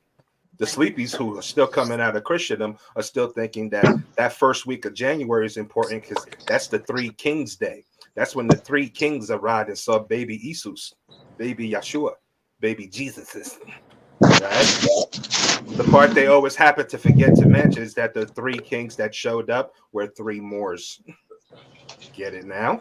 That part they leave that part out. They remember the frankincense. They remember the gold, and they remember the manger. They remember that they couldn't get a hotel room no place else. Airbnb and Uber just shut them down. Dude forgot to bring their spork and napkin and whatnot with the dipping sauce for their whatever meal. Yo, it is what it is. But it still doesn't change the fact that when you go into literature and you go into the chronological events, such as when Herman Cortez came here, you got a book titled Letters of Cortez, published in 1908, right? Talking about Spanish writers who saw the Aztecs and who knew the Moors had revealed that the Aztecs even wore the same clothing used by the so-called Africans called Moors. That wasn't over there in so quote-unquote Acabellan, in Cametin or whatever. That was here. And hold up, what's the very next sentence? Historians agreed that the Aztec capital city, Tenochtitlan, was built about 1325 AD. Is that before 1898? Did I not just say Moors? And are they not talking about a Mexim? So why are we surprised that someone who self-confessed on their own video saying that A, I'm a Lenny Lenape, B, I'm a free and accepted Mason, okay, broke down the difference between operative Mason and speculative Mason, which I'm going to be honest, I never dive into that because honestly, I don't care about the fan club. Because that's all what makes the free Masonic things, the whole knights, whatever. Don't care if you want to call it Templar, Hospitaire, Columbus, Shriners. That's official Mickey Mouse fan club. You're Mickey. You're who they're cheering on. But you don't get that. You still want to play this side. I'm a teenage mutant ninja turtle. Dreads on the half shell or something. I don't know. I don't know what this person's thinking. But since you want to call out Lenny and Lenape, let's get into that. I can't let that go. So you want to claim that your quote unquote mama, big mama, nana, grandma, whatever the hell you want to call, and I mean no disrespect, peace be upon the dead. I'm only showing disrespect for the energy that you put out in public, still trying to claim more, but disrespecting the prophet. So you get what you get. And I'm not disrespecting the Lenni Lenape tribe. They are what they are. They did what they did. They followed their customs. But I'm damn sure not going to forgive and forget what the hell they did. Because now they want to say Lenni Lenape. A couple of decades ago, they were calling themselves the Delaware Indians. Why does that matter? Is who the hell did William Penn make a damn deal with to allow modern day Europeans to be up in the capital of the nation? Check them out. Because you're telling me that your nana, your big mama, your greasy lips. Anyway, no, let me not go there. You're telling me that your lineage is being on that treaty, wet ink made their mark, are the sellouts who sold the nation, part of the empire, for a bowl of porridge. And now that you discovered that, like an idiot that you are, unstudied, uncouth, with no decorum, want to go on a public platform and expect accolades for the treachery? Now, I am one who believes the sin of the fathers should not be paid for by the son. I believe that wholeheartedly. However, comma, a period, astrological sign, or whatever the else you want to inject there, if the heir, if the prodigy wants to lay claim to the quote unquote misguided deeds as a noble act for his lineage, there's going to be a run at Home Depot and Lowe's on a lot of rope. You won't be able to find rope at the department stores, at the hardware stores no more. Because a lot of people, we're going to talk about some strange fruit swinging.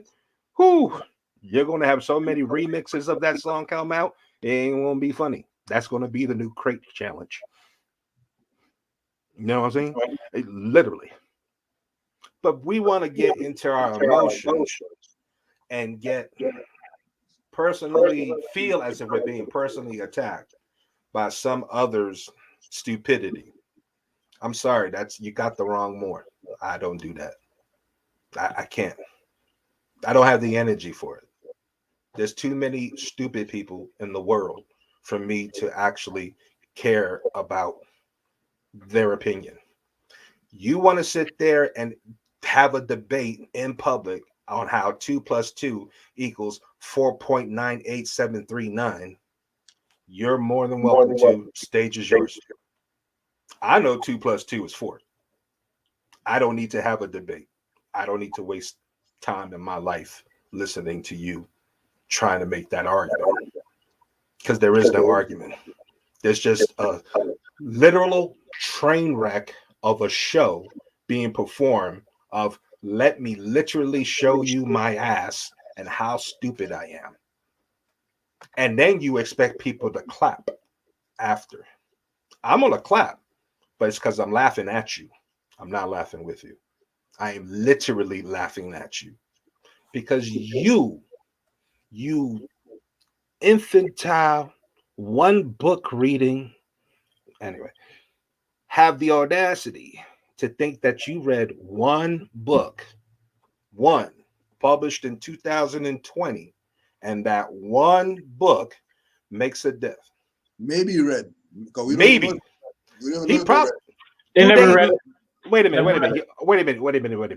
Are you trying to tell me on that little book they made crib notes? The hell are those things called? Them yellow and black things that they used to get back when we was in the high school. Cliff notes. They made a cliff note for something that short? You got to be kidding me. They can't be that dumb. I gave them credit. I'm going to say they at least read the front jacket of the cover and the back. At least, minimum. But you know, I could be over generous these days. You know, maybe that's just me. With that, I'm going to yield the floor for now. I'll be in the cut, and I might pop in again once, because I'm not even going to go to treaties. They're not even worth that type of effort. Yeah. You know, there's really, it's comical at this point, literally comical. You don't know. Wait a minute. You want to say Morocco's over there because you already know that someone posted in their chat, which they stated on the video from 1956. And then 2-3 minutes later, you're talking about the letter from George Washington to the Sultan of Morocco, but it's Morocco over there. Homie, somebody in your own chat that you read out loud on the video said that the kingdom over there didn't get recognized as such until 1956. But you want to not even look up the date of the letter from George Washington to the Sultan of Morocco. That was 1789, 1779. Okay, that just tells me then you are literally on a mission of stupidity. And I'm not going to interrupt someone who's literally just wants to buck dance and show just how dumb they are. You want to have fun on the crate challenge? I'll even donate you a couple of crates. I got some spare in the back. Here you go. Have fun. Break a leg. Ain't that what you say when you're a showman? Right? Go break a leg. You literally go break a leg. And if not, don't worry. A mufti's going to catch you in the back corner and break it for you. That's not a threat. That's just a projection. Islam. Well, Cujo, see, Brother Isn't brought up with this tune bait and said this timestamp is 119. Like you start at 119, we're gonna hear the whole breakdown of how this guy's a Mason, a free and accepted, and not speculative, not crazy. He broke that whole shit down, like, but yeah, he goes in and says he's a Mason and Islam. You are a dangerous man, brother. These people. 119. Islam. That Noble Drew Ali ain't that dude. So who the fuck is this dude? And where did he get the paperwork to pass around? And why is he a part? Why is he a Mason? Why is he over there with the Mason Lodge? And see, that's the thing, yo. What are they talking about? Now, look. Motherfuckers will try and argue me down, up and down, that he is not a Mason. Bro, he is. His name is in the book. Bro, I'm about to tell you. I'm a motherfucking Mason. I'm a Freemason. Yourself. Nothing Freemasons to ever be brought up and raised in the state of Michigan. Motherfucker, I know what Masonry look like. And I've been in the temple. That shit is Masonry. That's built on Masonic principles, bro. Standing on the square, moving your hand, coming breast to breast, speaking in someone's ear. I don't know what y'all people think y'all know, but that shit, Masonic order predates Morris Science Temple of America. It predates Walter Bristler. That shit is Masonic. It predates Prince Hall. All of that shit is Prince Hall. And it's other Masons on here who are Moors who are agreeing with me, bro. But listen, when you understand the Masons and that, not the Freemasons, or I don't understand the lingo and stuff like this, but I can understand where this one branch came from. The African Prince Hall Masons is nowhere else but the Americans. It was started by an African, which was Prince Hall, which was African. And they, in this circus, when they did start stealing us with the Underground Railroad and stuff like that, or when we started merging up into the Union and they had some of us enslaved, in this circus, the Africans talked in Arabic to the white people to have the languages from us when they started the shrine. And it says this. What are these guys talking about? What are they doing? Because the Indian dude don't know nothing about this, like he just said. The dude went through a temple, so he knows. I mean, he went through a temple and he went through Indian Mason, so he knows the Masonic lingo. It got even worse because somebody calls in there, like I guess the Moor was on there and was like, "Yo, brother, Moors ain't Masons," and he goes even deeper in on like this whole him being a Mason and how Masons are really Moors, and that's what it really was because he know how it looked, appearance, this color. But he knows how it looks. But it's supposed to be operative, right? Right. Build a house, but he knows how it looks. So looking would be speculating. Yeah, Yep. Spectacles, glasses, looking. Mm-hmm. Okay. Yeah. Speculation, ponder. Not really doing it, really. Oh, active and passive. I know how it looks. That's what he's talking about. The prophet. Let's deal with the prophet. He said he pulled the covers off of the Masonic order. So now we know the secrets that they going in there in some lies to hide, like wearing our feathers, turbans, knowing that Moors is from this land, knowing that dark-skinned people started the world here in America. And then this is really the damn Egypt. This is really the Morocco. Yep. We already get all that, and we never went through the damn lodge. I didn't have to cross from the desert, from the Egyptian room to the Moorish room. I was born a Moor. Right.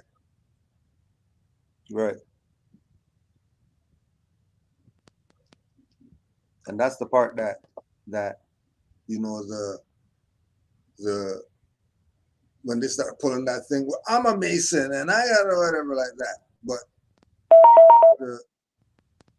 the yellow jacket, yellow hat guy he only brought the Mason thing only came up because he was about to diss it. So wait, was Walter Brister a Mason?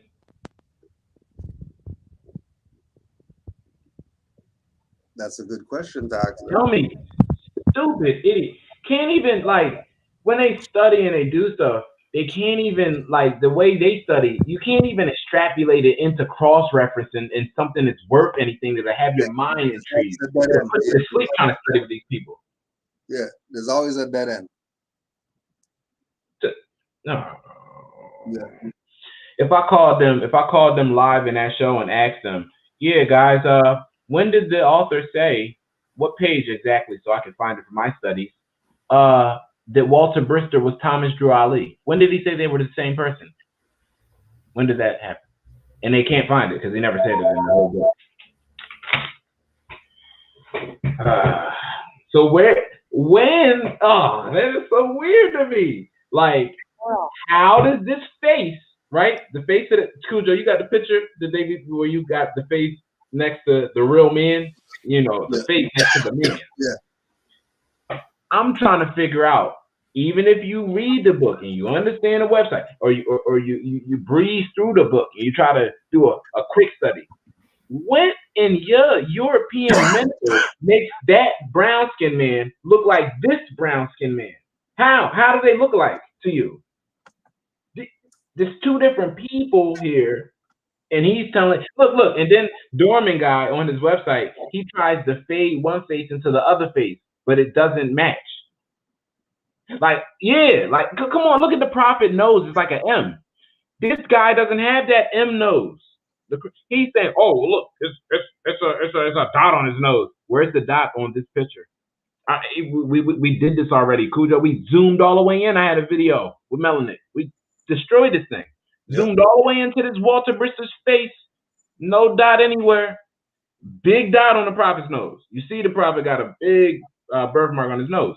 No anything on this guy's nose. How about the fact that they don't look alike?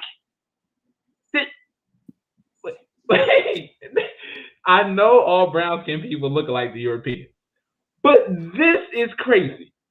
He don't look like this guy. So how do you get off saying this guy became this guy? But what?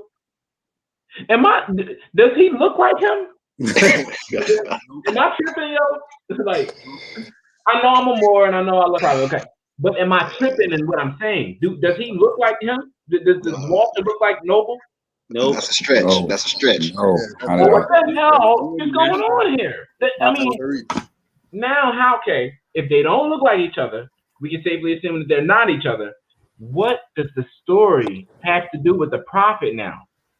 The Moor in this joint, the fake Mason Moor, he was like, "Oh, well, we should know this now because who was the prophet?" You know who the prophet was. You don't know who Walter is. You don't see what you're doing. You're throwing the prophet out to not understand Walter as the prophet because I don't think Walter was ever the prophet. That's why you can't see how it works. Just leave Noble Drew Ali as Noble Drew Ali, and leave Walter Brister as Walter Brister, and then extrapolate the story. Right. What you're going to do is run into a block of this Thomas guy, and then this the crazy part, Morris. Both of them pass form. Thomas pass form and Walter pass form. So how? Still, okay. So let's do this. Let's say this guy faked his death. Walter faked his death to become Thomas. He don't look like the prophet. The fuck are we doing? What are we doing? Do you hear what I'm saying? Like they're saying that this guy faked his death to become his brother Thomas. Okay. He doesn't look like the prophet. So how? How? Is it hard? Am I making it too hard to get? And when they do the ancestry joint, we already dealt with that. Ancestry could be edited and dealt with and made to look like what it wants to look like. I.e., Moors, y'all come from Africa. Y'all know that, right? All on those real ancestry forms, your parents, the Negro on the card, the goddamn census report from the 1800s, the 1700s. I got them, Morris. They say colored at best on them Jones in Negro and black. But guess what? I also found out that my ancestors weren't taking the censuses.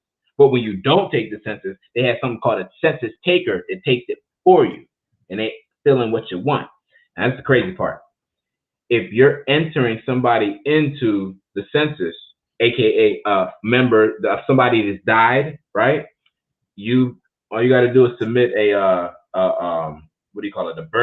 death certificate, and record a death certificate from the county that you're saying. That Morris, people fake their deaths all the time. You know how easy it is to do this, to set up this thing?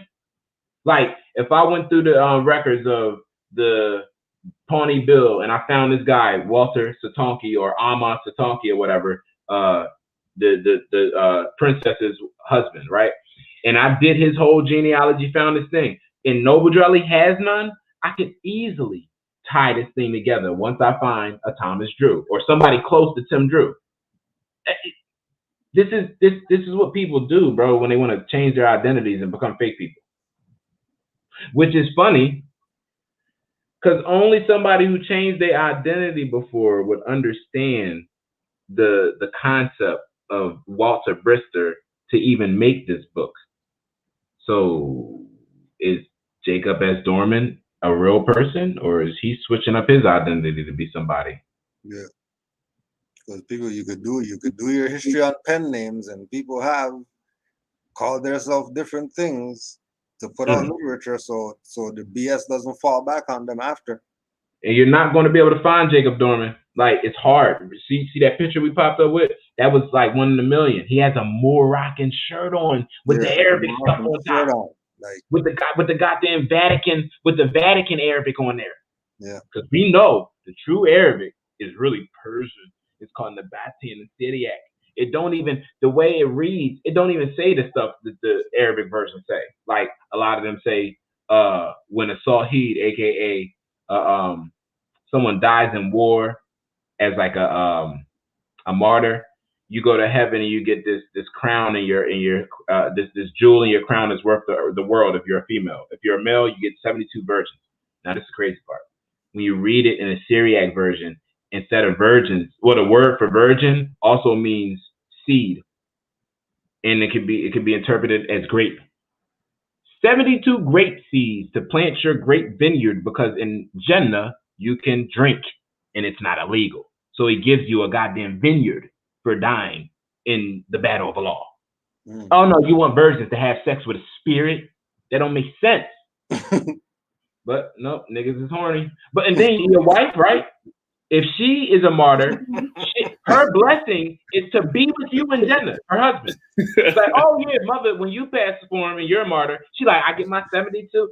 The imam would be like, stop it, you whore. No, you just go up there and you get to follow around your husband all day in Jannah. That's your blessing, because he's like a law to you. You look into your husband like you look to a law. That's what it tells the females in Sunni Islam. I'm not a law. Hell no, because she is. The hell, she gonna follow me before I can handle baby. Somebody's been playing Islam, brother Sheldon. Islam. Islam, boy. Islam. Sheldon, Islam. Yo, the more said niggas is horny. Yo,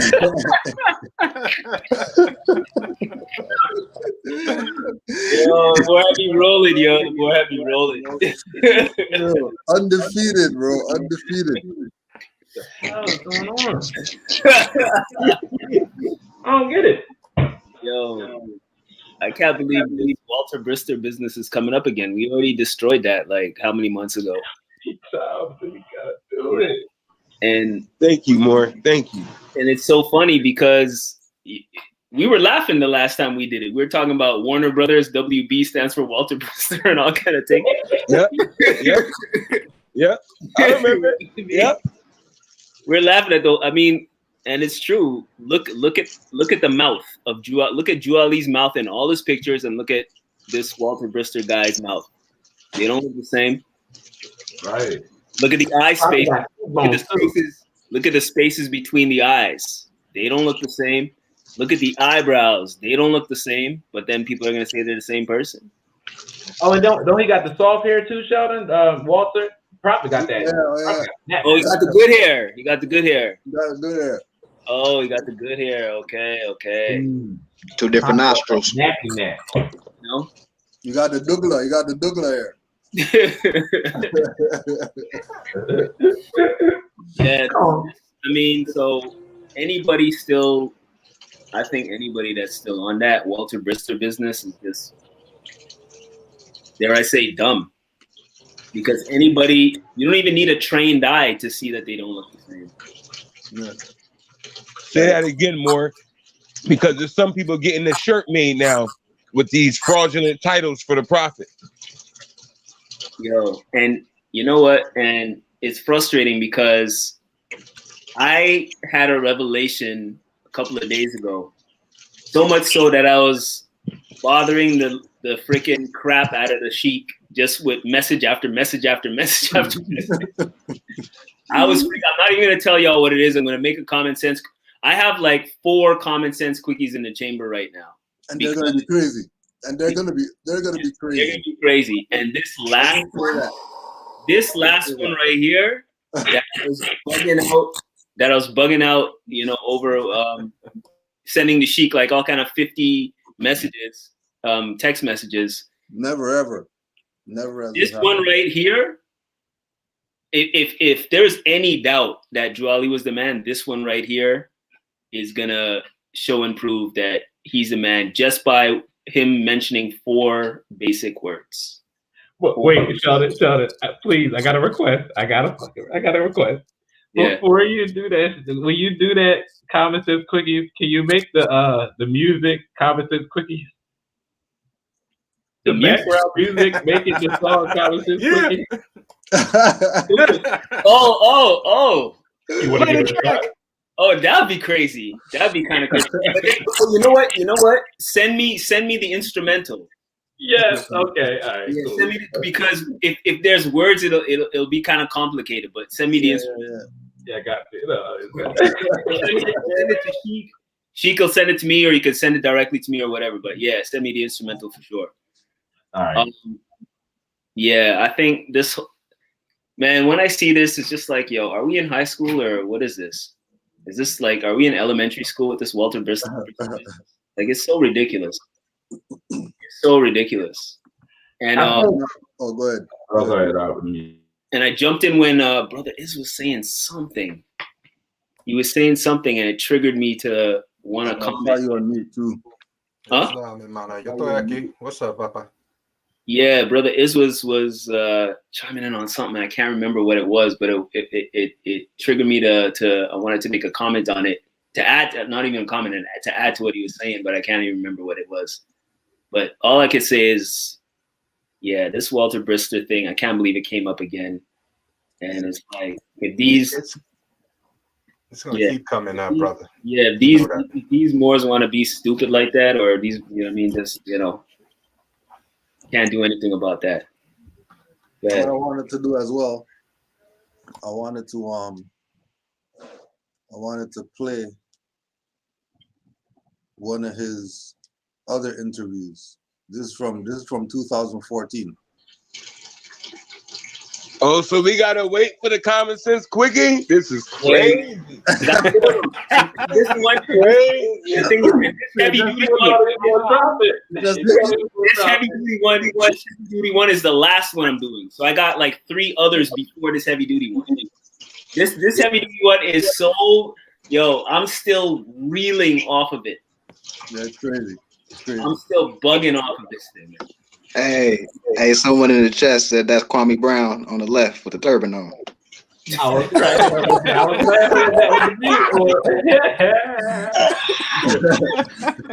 Oh, that's the Geechee that realizes Moore's ancestors. That's the Geechee. That's the Geechee.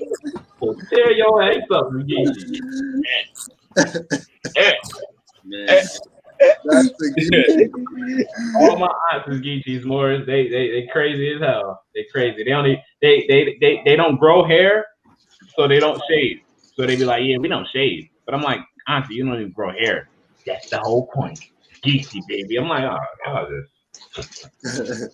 not like they understand the Moor stuff, but they not about to break away from the Geechee. So I just be like, it's a mindset, auntie. She like, oh, I get the mindset. We can't, what you say? We not black. I know that, we geeky. I was like, I'll say Morris. She's like, baby, Morris is geeky. If you saying all that stuff they say, Morris is geeky. I was like, so this is my aunt. Islam, brother Kasir. Islam. The reason why your auntie is saying that, I'm hoping you can hear me. Yeah. Coming out of Ancient and Modern Britons, the end of it, volume 1. I'm just going to read one sentence. And in 1681, the Indians of New England, or the Moors, as they were called, as they were also styled by the settlers, were pronounced by William Penn, where Pennsylvania comes from, to be as black as gypsies, period. And that's it. In other words, I remember quote unquote Indian, Indian. They're all Moors, but some of them decided to play that Indian role, thinking they're going to get some quote unquote instant benefit that others would be deprived of, elevating them. See the sellout? Peace.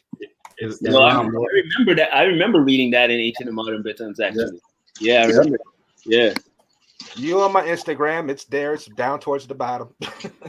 I got it there as a post. No worries. Yeah, I remember reading that. It's sad and lonely with only 2 likes too. So I know you don't scroll into people's histories. It's crazy. That's how crazy it is, bro. That's all crazy. For real. Oh, Morris. Listen to this joint. This joint from it's a book called Standard or Headdress, right? and it's if you go on Google and type in standard or headdress, it should pop right up. It's a book from archive, and if you go to page 6, it reads like towards the sentence right before the second paragraph. It says the term Moorish, as here applied, can scarcely be regarded as a deceptive one, in as much as Montezuma, a king of the Temistitan in Mexico, is subsequently designated as a Moorish king in the same inventory of 1596, page 9. It is interesting to note the gradual changes that occur in the wording of the subsequent periodical official registrations of this so-called Moorish hat. In 1613, its description was faithfully reproduced, so they kept calling it Moorish hat, right? In 1621, the word Indian was substituted for Moorish, with the single alteration of the original text, and again transcribed in 1730. In 1788, however, a remarkable transformation was effected. The hat had become an apron, and the official record reads, an Indian apron of long green feathers. It is garnished above with a narrow band of white feathers, followed by a broad one of green. Then there is a narrow stripe of red and a broad one of blue. The bands are studded with crescents or horseshoes. Crescents, or how do you get a crescent confused with a horseshoe? Small circular plates and other thin gold pieces. The old inventory designates the object as Indian hat. Islam. So they changed it in 1621, 2 years after so-called slavery in Virginia. Islam, brother Kasir, but you know that if you come out explaining things that are true, that clearly state more, Boo the Fool and Boy in Tow are gonna do the come on goofball, you're just parakeeting stuff that you just happen to whatever. That's why I'm not getting off of their asses and the whole quote unquote Indian fable, because ain't you reared from Shaka Maxim? Yep. Yo, so you may have been down and seen a statue in old Philly of some guy they call Tammany. Oh, I think you're talking about Front Street in downtown. Yeah, Front Street downtown. Yeah, the guy that looks like a quote unquote Indian standing on the back of a quote unquote turtle with a quote unquote eagle on the shoulder with wings spread, but he happens to have something on his head. You might want to Google the statue.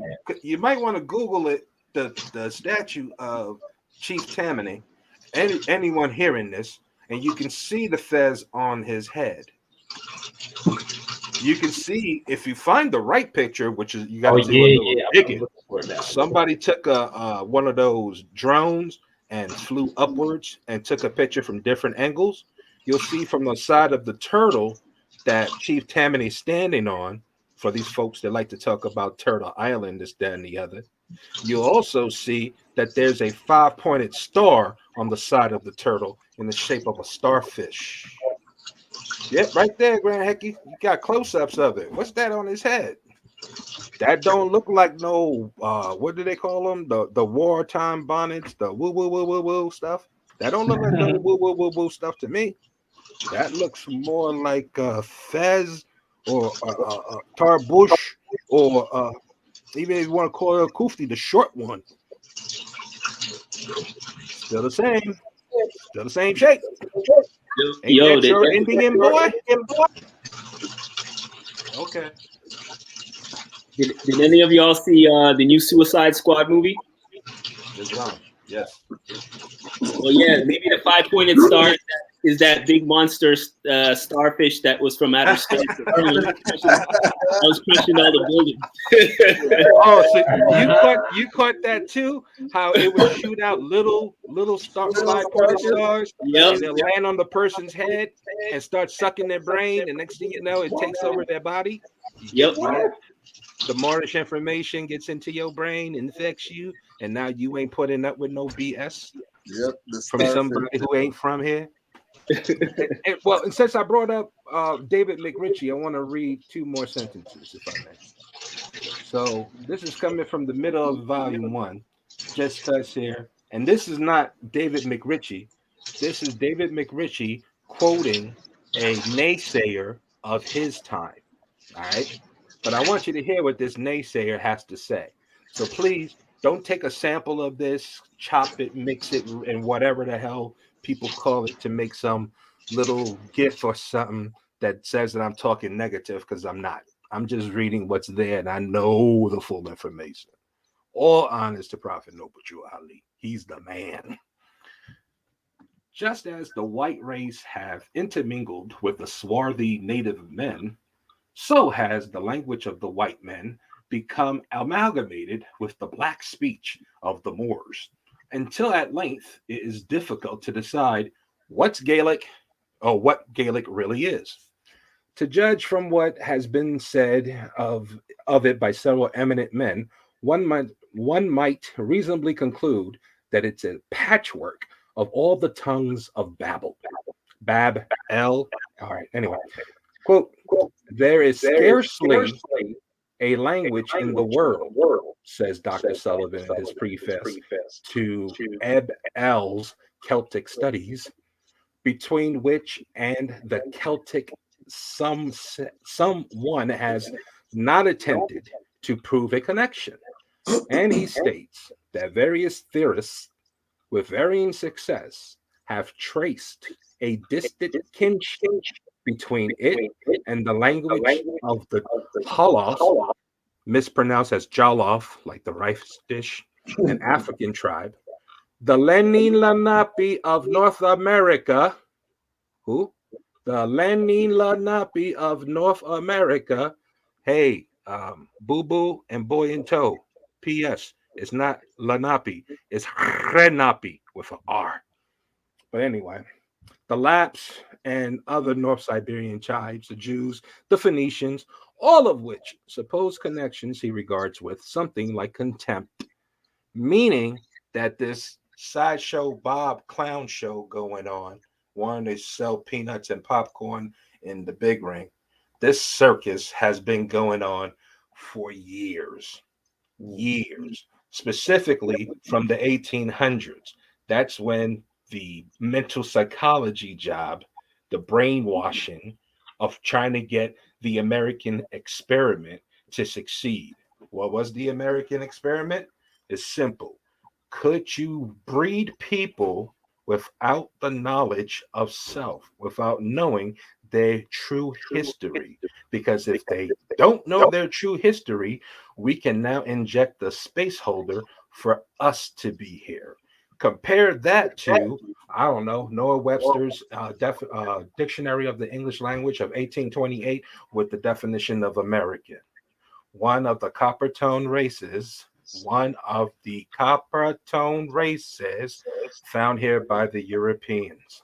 And I don't care the rest of the definition, because there's no way in hell a pilgrim can somehow magically change into a copper tone race when they were the pilgrim. You're either a European, modern day European at that, or you were one of the copper tone races found here.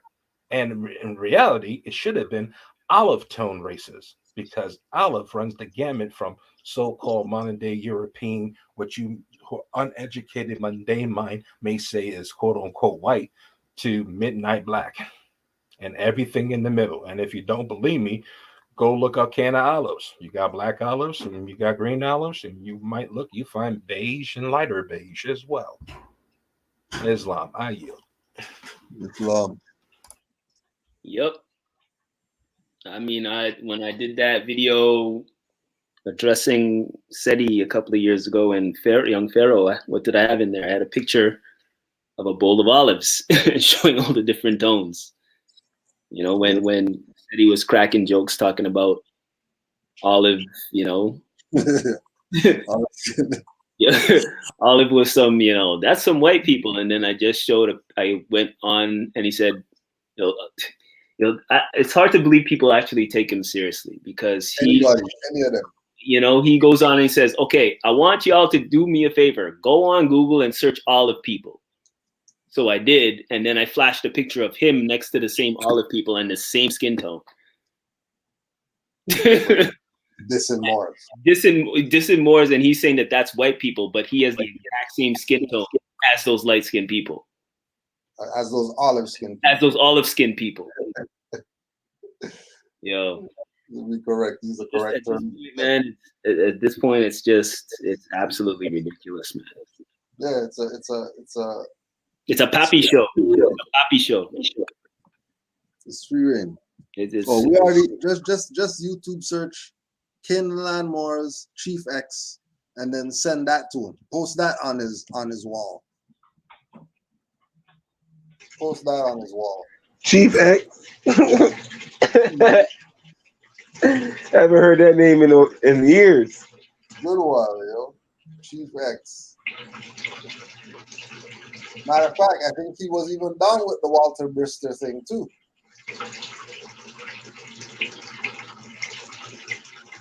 I think he was even down with it too. Hey, real quick, they never make videos about dissing.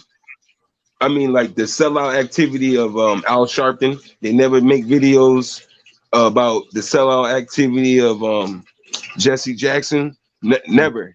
But they quick to jump all of that and go straight to the prophet, who nobody never even talked about until the last, what I'll say 20, 25, 30 years.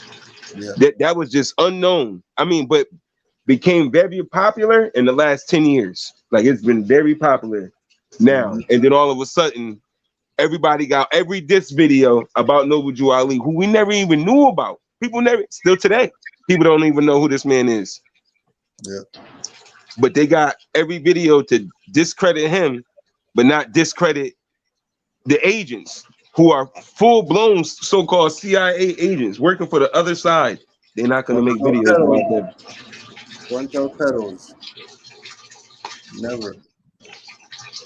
Oh, Islam, could you share my screen? Yeah, share it. All right. Yeah, I got you. Yeah, I see it. Oh, Yusuf, I'm gonna meet you. You're tank in the back. Oh no, that wasn't me. That's me. That's my turtles. I'm sorry. Turtles. Oh, turtles. It's on point. It's on point. Turtles in class. It's on point. Turtles from Turtle Island. It's on point. Y'all see this, right? Candyman? Yeah. All right, watch this. Yeah. We just go right to it.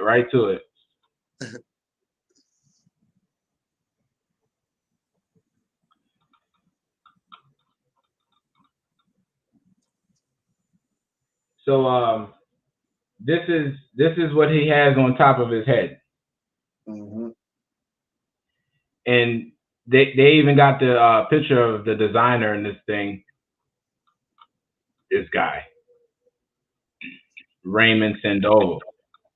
But you yeah, the owl. And then you put the fez on top. What's that doing there? So the Indians have no understanding that they were the associates. They don't know. Well, watch this. This is talking about the Treaty of Shechem-Exem, right? But when you go down and look at what the treaty, what Shechem-Exem was called, it says this site of the treaty was a historic meeting place along the Delaware River used by the Lenape. Now this guy said he's Lenape.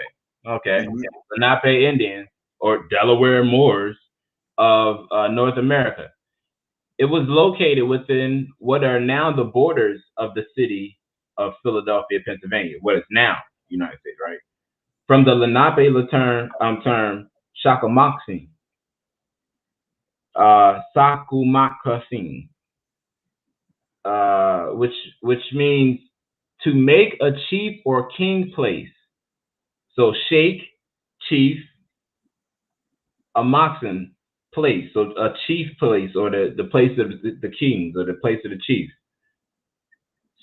Sheikh Amaksin, Shak or Sheikh Amaksin. And then it's funny that Amaksim and Amaksin, it just means the place of the king. That's funny. By the English, Dutch, and Swedes. It was where the Lenape crowned their many family Sakima chief, or their 3 clan Kitakima, big or its clan chief, the Lenape nation. Now this part's funny. Others have interpreted the name to mean the place of the eels, which refers to it as being an important summer fishing spot for the Native Americans. The place. Yeah, you know the water snake. Yeah, the Naga. So the place of the Naga, aka the eel, which is literally, and when can you read that again, please? Please read that again. Yep, right here. It says. So this is talking about Sheikh Amaksin. It was where the Lenape crowned their many family Sakima chief, or their 3 clan Kitakima, big or clan chief, of the Lenape nation. Others have interpreted the name to mean the place of the eels, which refers to it as being an important summer fishing spot for the Native Americans. The area is the modern neighborhoods of Fishtown, Kensington, Port Richmond, and in Philadelphia. Mountain, Port of Rich Mountain. Well, I think just a quick comment. What's interesting there? Okay, so when I was listening, it broke up when you started reading over place of the eels, right? And so the interesting thing about it is you looked at it as eels as Naga. I looked at it as L's with an extra E. Right, same thing. Right, like L's. When you say L, it's pronounced eel. Exactly. Eels and bays. Exactly. So that's dual meaning right there. Oh no, we're from North Africa. Well, technically we are from Northwest Africa. If a piece of Africa was found underneath Florida, going all the way into Texas and all those places, then technically we are in Northwest Africa. Watch this, Lord. Watch this. Exactly where Morocco is. Morocco's is at Northwest Africa. So, yeah. So when I type in Mauritania belt, this pops up. Pangaea. So like, wait, let me go back. What is the Mauritania belt? The Mauritania belt, right? And it's showing you Pangaea. Paleo geographic reconstruction of the supercontinent Pangaea, but they call it Mauritania belt. All right. Mauritania belt is the ancient orogen running parallel to the west of the coast of Africa from Morocco to Guinea-Bissau. The orogeny that formed the Mauritania belt was active between 320 and 270 million years ago. Now, it has another name, and that's the part where it messed my head up. This part.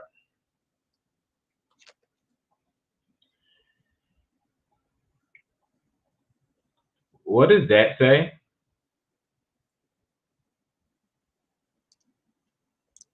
Wachita. Appalachian belt. Right. It's part and parcel of the Mauritania belt, which would be so-called Africa. And you see that the same region is also in Florida. Islam. And exactly the way you have it is what they've been talking about since 2014, how they found a piece of Africa underneath that same area. What if the world still looked like this right now? And the crazy thing is they're forgetting Atlantis. Yay. They're forgetting Atlantis in there too. So Because Atlantis is in between there. Yep. Because my theory is that the way the once they set up the customs and they set up military in the ports, they regulated travel to go a certain way. So you can't. They're not going to let you know. Watch. So this is funny. If you want to go to East Africa, like right over here, which would be Egypt, if you fly from Pennsylvania, you can't fly it like that. They make you fly to London, then go to this place. So you form a triangle. But if it's really true that this is really that close, then you can see why they set up these borders and all that to not let you cross in customs. So when you get to a certain part of the river, they reroute you back another way. Like literally, you can't sail through. Like you literally can't. Like they won't let you. They got all types of coast guards where they will reroute you back the other way. Uncharted waters and all that. So if the world really does still look like this, we wouldn't know until we would get, we had access to our own planes and stuff like that to see it from our own vision. Because we're just going off of maps, Walt Mueller's maps. Man. Mercators, like they all messed up. Wichita Mauritania up. So Washita Moors and all that. You can't say that that's what do they call it? SPLC. This is actual they scientific research on orogeny. And if you don't know what an orogeny is, the last part. Islam, or Islam. You still sharing your screen? Yeah. Oh, you see it? Yeah, real quick, because I want to back everything you're saying too with the Delaware Moors and all of that. If you can go in the Google search engine, right, and just type in Delaware Moors are from Tangier, Virginia.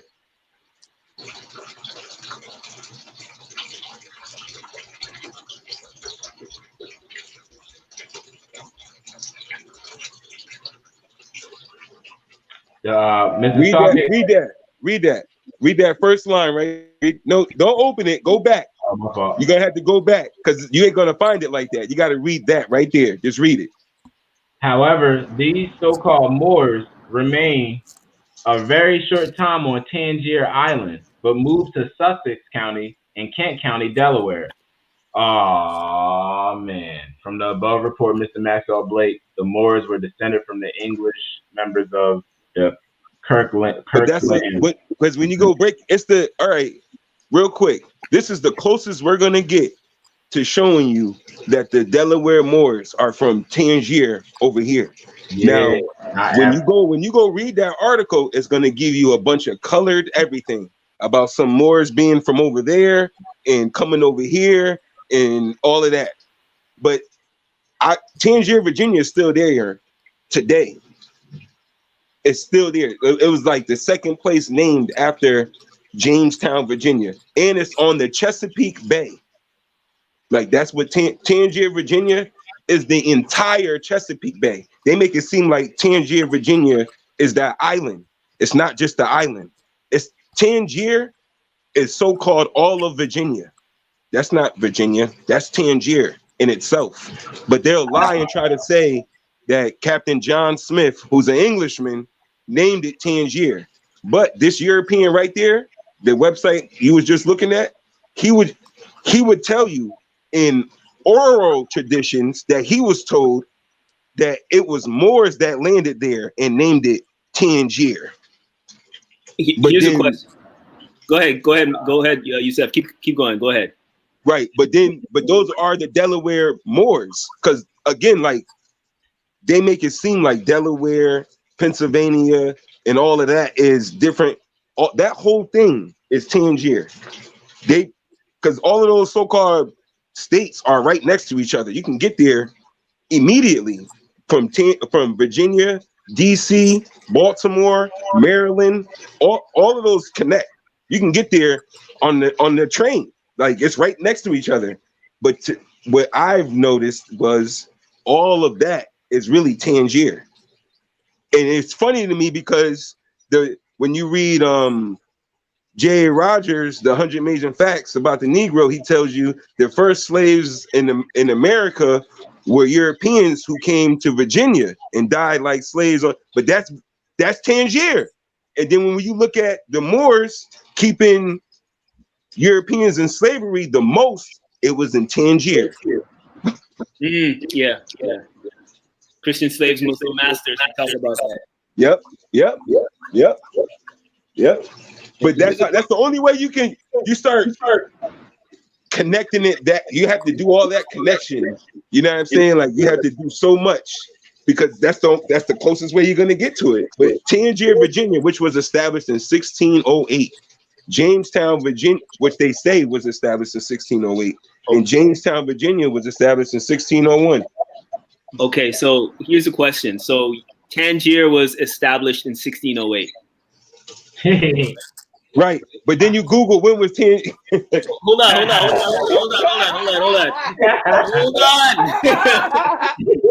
Hold on a minute. Right. Want to give it a try?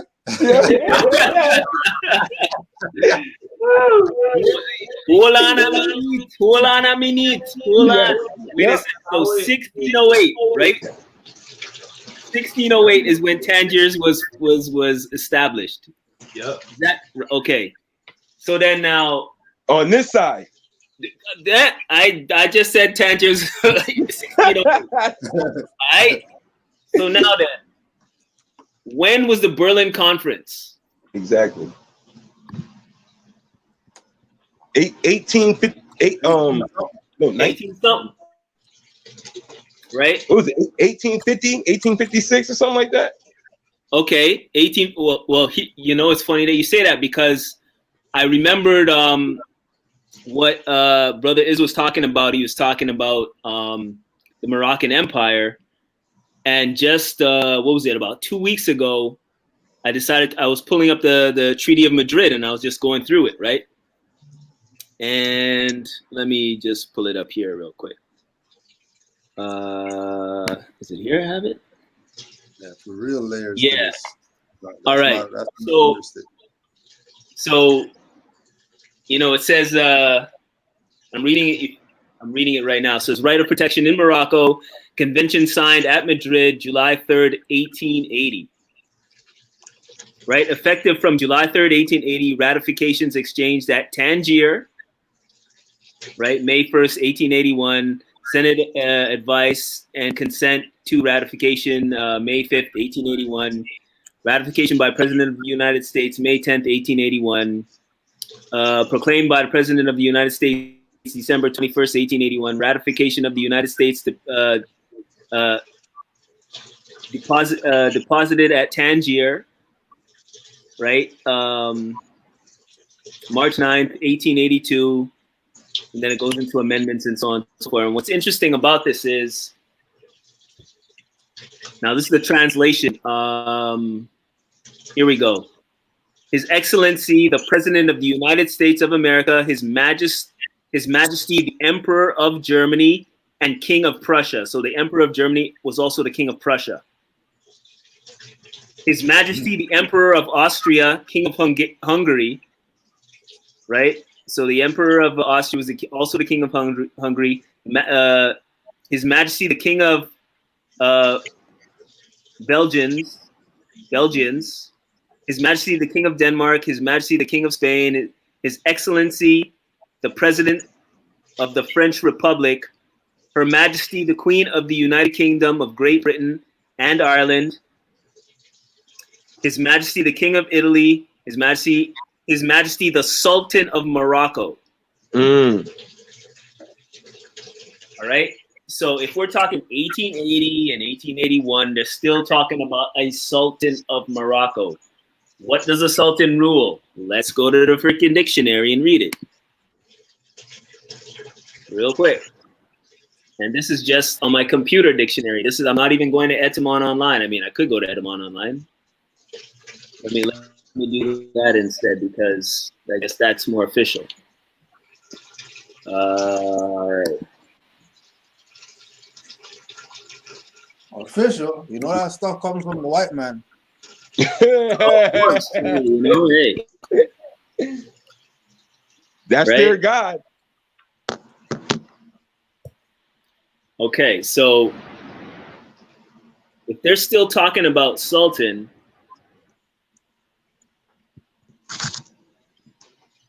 it's taking a while. Here we go.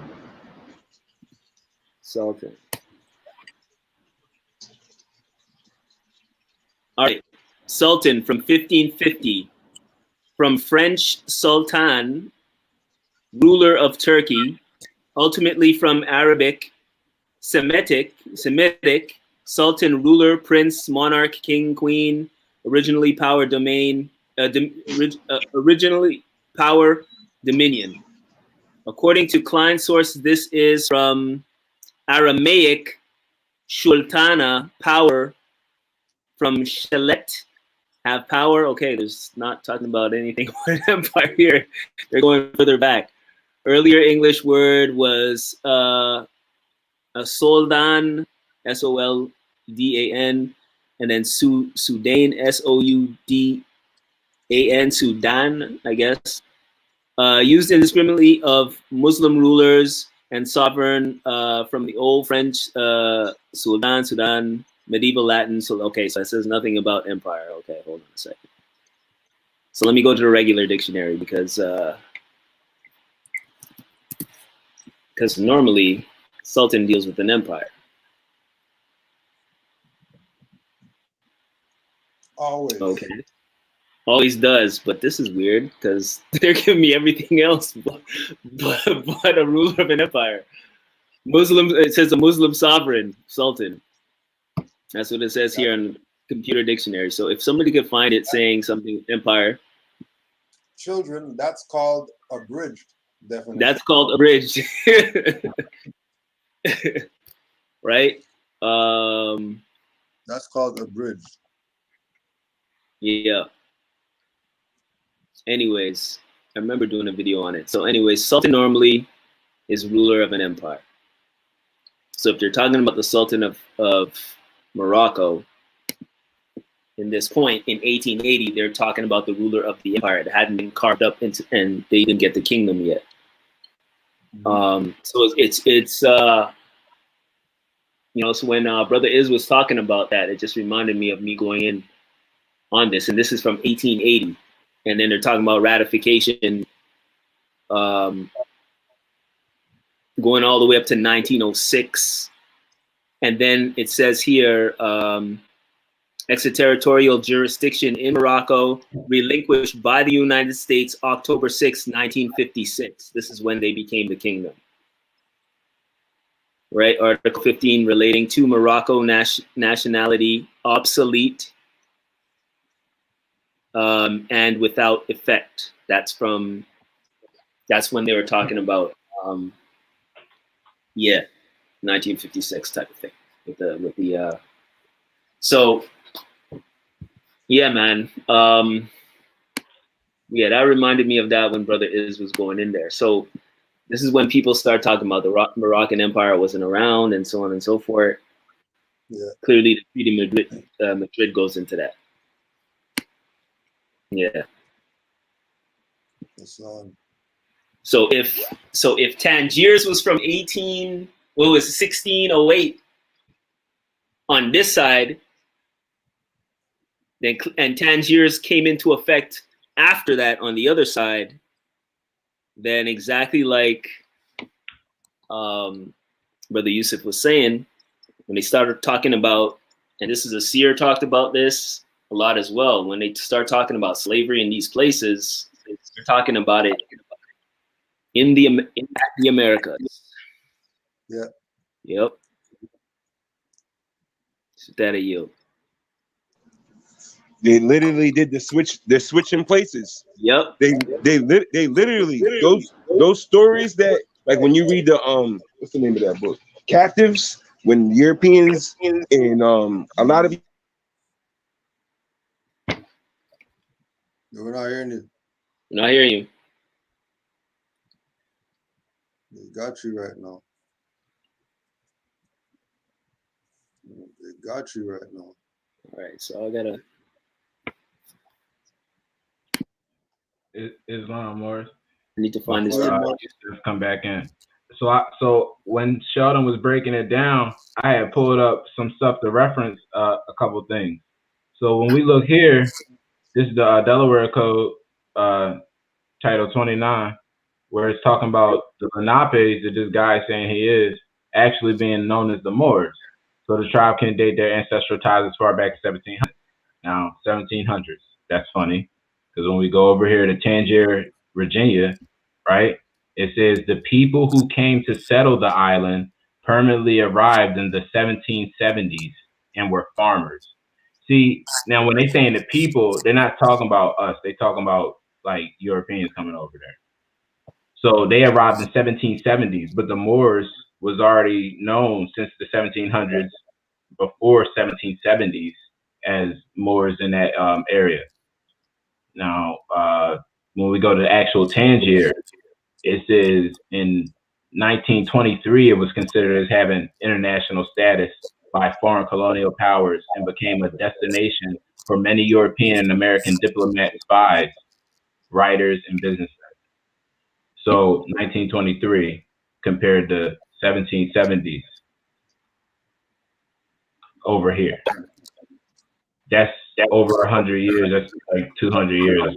So you know that this close to 200 years. So that's not even arguable.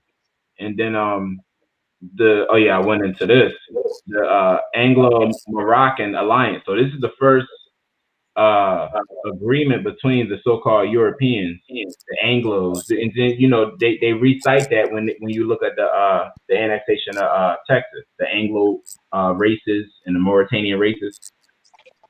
This is showing you.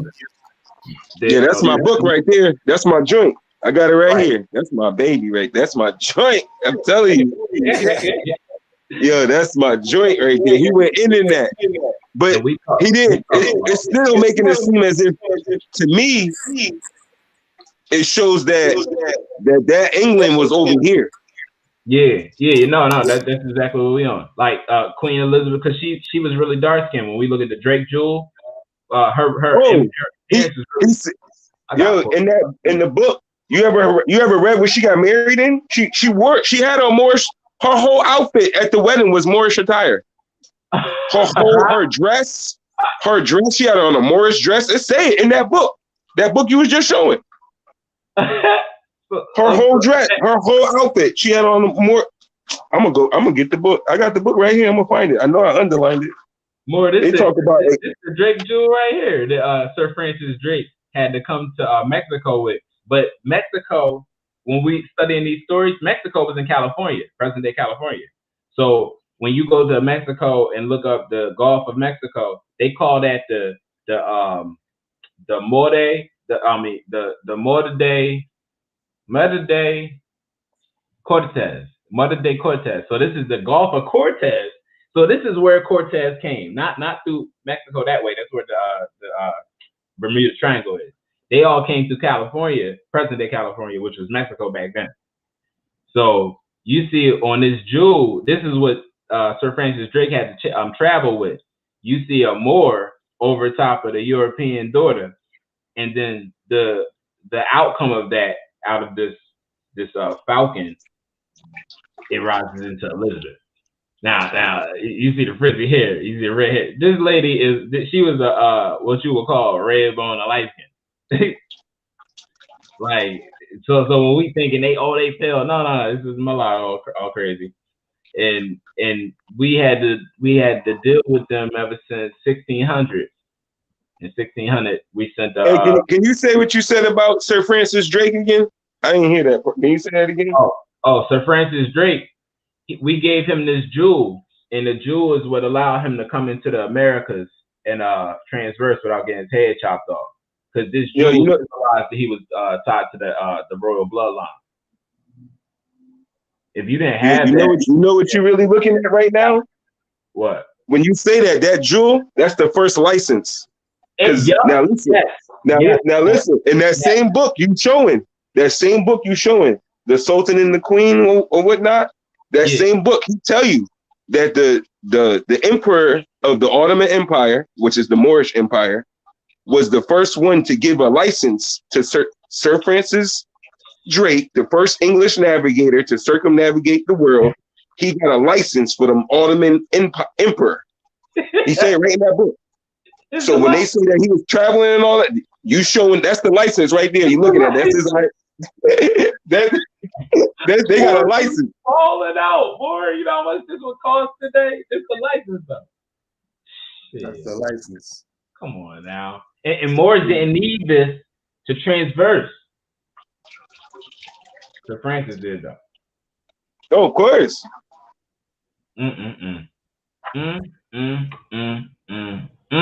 Sir Francis Drake. Come on, guys.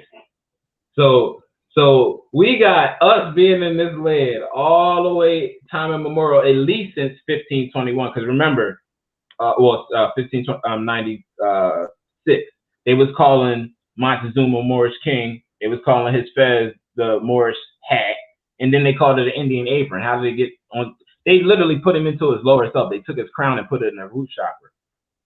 Talking about some, it's a damn Indian apron. That's his crown. Why would you do that? So it's crazy.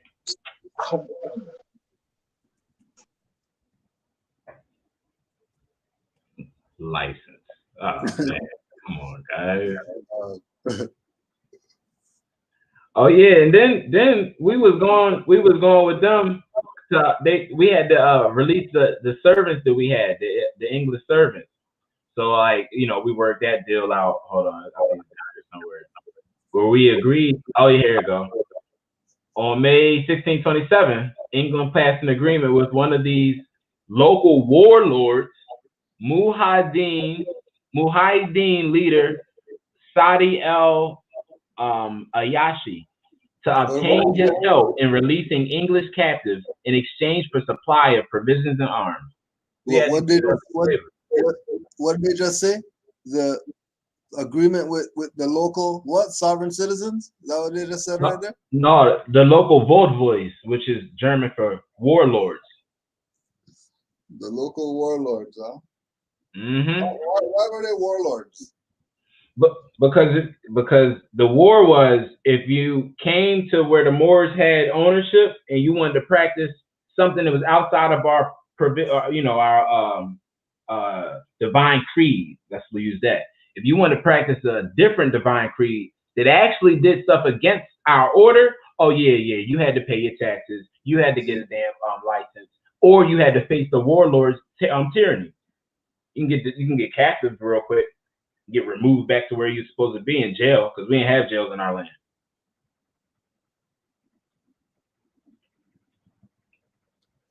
England and Al-Ayashi collaborated for a period of 10 years in an attempt to collaborate the liberation of Al-Mumura.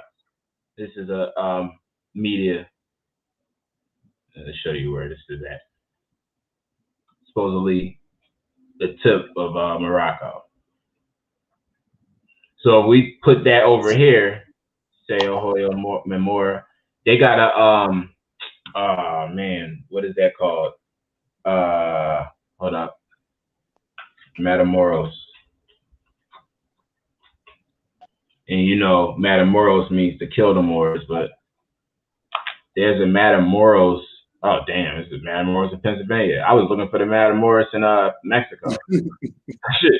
shit, damn, there's one in Pennsylvania. So wait, what the hell? Dauphin County? That's an Indian tribe, the Dauphin. What is it? I don't even know about this place. Islam, more.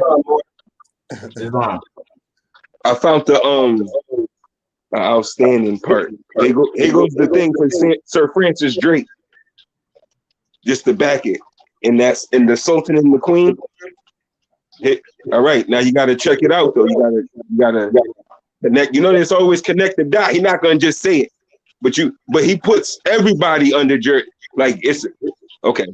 It says in June 1577, because Clements was in Constantinople, Thomas Cordell of the Mercer's Company obtained an Ottoman license or a fireman They call it fireman, FIRMAN, right? It says ensuring safe conduct to trade cloth, tin, lead, and steel for a voyage bond for Tripoli. Isn't that commerce? Don't you need a license for commerce to travel? Isn't that the same thing? That's what they think that we created that for Europeans to be able to travel and to be able to do commerce. We created that. I tell you right there, it's called a fireman. FIRMAN. Ew. Oh. There goes your first license right there. Oh. There you go. There goes your license. This is what Europeans had to carry to travel. with the double cross on it. With the double square on it. The double square on it.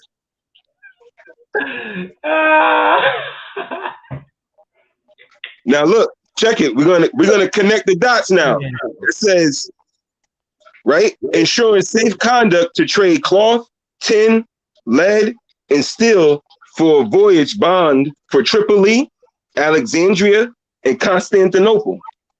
One of the ships that was then prepared for the voyage was the Pelican, a 120-ton galleon that did not in the end make it, but was instead renamed the Golden Hind and became Sir Francis Drake's flagship when he left Plymouth in 1577. Okay, now please tell me somebody put that together right here. Please tell me, okay, one of the ships that they was using, Thomas Cordell of the Mercer's Company, that was obtained a license from the Ottoman Empire, right? One of the ships was prepared for the voyage was called the Pelican. It didn't make it. It was changed to the Golden Hind. That was Sir Francis Drake's boat now, which was licensed from the Ottoman Empire. They just changed the name. But he's leaving Plymouth.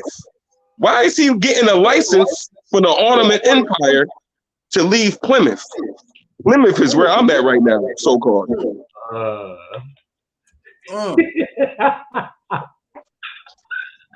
Why is he getting how he getting an Ottoman, a fireman, a license here to leave Plymouth? You know why? Because it's a blowout. That's why. It's a slaughter. It's not even fair. It's not. These things is only for the Westerners. This thing ain't This thing is only for the Europeans. The Yobo one. It say Westerners are perhaps the most familiar with the permission to travel in a country, which typically could be purchased beforehand, or the permission to conduct scholarly investigation in the country, such as archaeological excavation. Firmans may or may not be combined with various sorts of passports. Why? Damn. It may still be. It says one of the more practical level 5 may and still may be. So, because Moors, once they start, because they already know ipso juris Moorish subjects. So I think the mine, you could either travel with that by itself or with a passport. Yo, look at that. Still to this day. May or may not. Yep. That's crazy. That's no different than Moors may or may not have whatever ID. Yeah, but they too busy making getting travel documents from China, killing me. Yeah. Killing me. Killing me. Yeah. Why would I buy travel documents? It's not even here. Yo, why is Sir Francis Drake getting a license from the Ottoman Empire to leave here? Somebody better answer that question. Right. Where the damn Ottomans at? Why is he getting a license from here, the Ottoman Empire here, to leave Plymouth? 1577. It say it. Sultans created farming. Come on now. Yo, the Sultans created them. Wait. Therefore, in order to regulate regulations and status, duties, and the dress of aristocracy and subjects, the thought and creatives for mine. You got your national principles was in this. Oh, no, Morris. No. Your status, Morris, the duties, the dress. Regulate relations and status. Hey, I thought that was the white man's. I thought that was the white man created that status stuff. That's the white man created that. No, look like the Moors created that. Cambridge. History of Islamic Society, 2nd edition, Cambridge. I gotta get that. This is crazy. What? Yo, the Moors are undefeated. Different one. All right, Morris. Wait, look at this one. A gold. We have a gold embroidered. Look how big it is. What the fudge, Morris? This thing is like pages long. That paper is big as hell. Like, oh, let me go out of it. What is going on here? Look how big the paper is. What is this? They better not have one in the Philadelphia Museum or something like that. That'll bug me out. Oh yeah, they probably do. Yeah, search for these. Yo, just the thought alone, right there, showing you the Moors. We already so that sovereign citizen stuff, making it like we created out. No, that's ancient. Moors been doing that. Been doing that. They just scared to go back to that. That's the problem. They don't want to go back to that.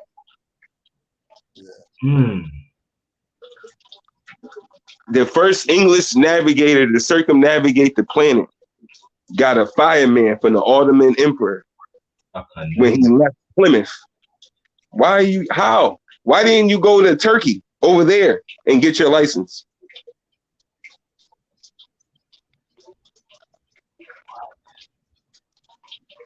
Because he went to Tangier and got permission. Tangier, Virginia, over here. And permission came from the Ottoman.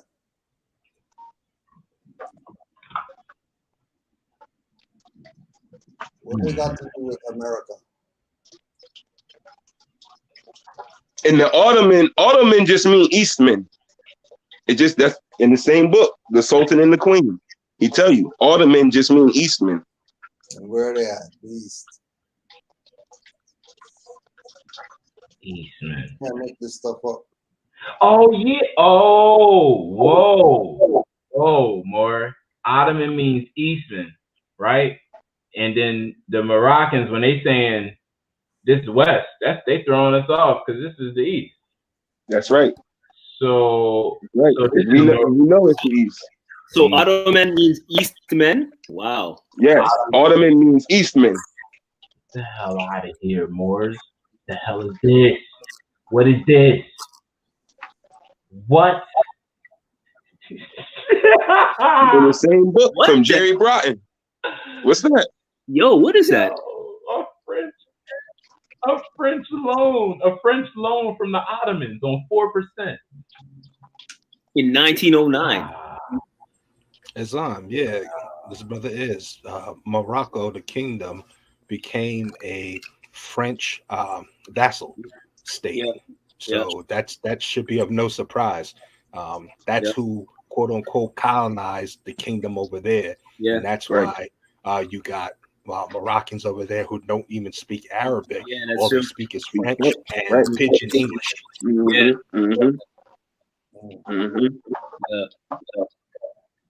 Oh, wait. Oh, damn. I'm in birth certificates. Islam, for any more watching this and you find you want to get more detail of it, if you save that image, then go onto your browser, you can then go to something like Google translate.google.com.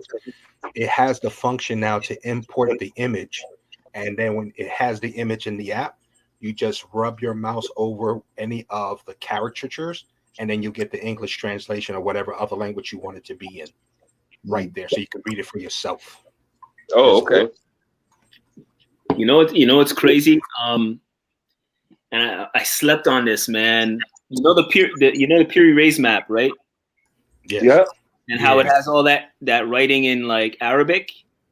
Yes. Yeah. I have somebody that could translate all that old Arabic. There it is. And I was talking to him, and he said he was looking at it, and he said he didn't comprehend it, but he knows people that can do it. And he told me this years ago, and I slept on it. I still got to get it done. But that would be crazy to know what that says. Absolutely. Yeah. Yeah, I got my mind blown the other day when I found out Sufi in Arabic means nothing more than woolly. I was like, wait a minute, what? Like, it tells you in Google Translate. Matter of fact, the alternative tells you woolly, W-O-O-L-L-Y, mystic, worst, fleecy, or woolen. And that's the translation of Sufi into English. So that means that the Christ was a Sufi then. He had Sufi hair, I guess. Exactly. Mm-hmm. Oh, matter of fact, and I believe that they have in the Christendom Bible that he was woolly head, right? Mm-hmm. Woolly headed or head of woolly hair. Mm-hmm. Well, to me, that sounds like woolly head. When you translate from English woolly head into Arabic, the English translation, the Arabic translation in English words is Ras Sufi on.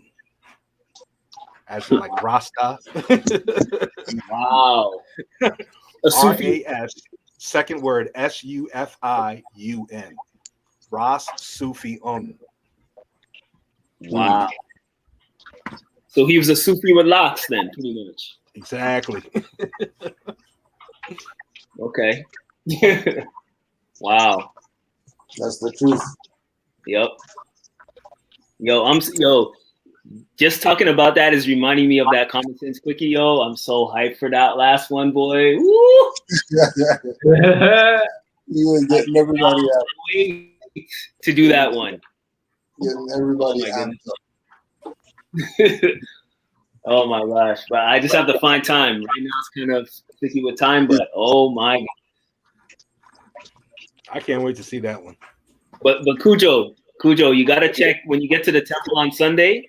Yeah. Check the old dictionary for me. Yeah, I'm gonna check and see. Yeah, see if it's there. Yeah. Do we have alumni? Do we have alumni on Sunday? Yeah. Okay, cool. So I'll remind you just in case. Yeah. All right. Islam Wars. Any closing remarks before we get out of here? Oh, hold on. Let me finish reading that thing at the end real quick. He's killing them. Go ahead. Real quick. When he renamed the Golden Hind and became Sir Francis Drake's flagship when he left Plymouth in November of 1577 on the first English circumnavigation of the globe. The first English circumnavigation of the globe was licensed by the Ottoman Empire. I love to hear that. Cordell had probably obtained the license from a French merchants trading under the Franco-Ottoman capitulations, which had been ratified in 1569. Under the terms of the trade agreement, the Ottomans regarded Christian merchants as harbis, which is spelled H-A-R-B-I-S, which are alien non-Muslims protected by an it looked like it should say imam, but it says amen, A-M-A-N. Yeah, amen. Or temporary licenses. That's what they were called. The amen, or protected by an amen, which were temporary licenses. They were then tolerated as mustamin, M-U-S-T-A-M-I-N. Mustamin. They were tolerated? They were tolerated as mustamin, a status similar to that of a dhimmi, a D-H-I-M-M-I, dhimmi, a licensed non-Muslim, but they were exempt from paying taxes for 1 year. That was it. But after that, but you had to have that license to get that. Yep. Not the license. Enticement. Not the license. Nothing. Right, just like now. If you ain't got no proof of ID, you can't file no taxes. So you're not getting no stimulus checks, no nothing. You ain't getting no nothing. You got to prove to us that you under ipso juris mores subjects. They just took that whole thing took our whole style, man. They took our whole thing. If you don't have good standing in your 501c3 status, then you pay taxes too. Mm-hmm. There's the enticement. There's your benefit, and that's how they keep them quiet.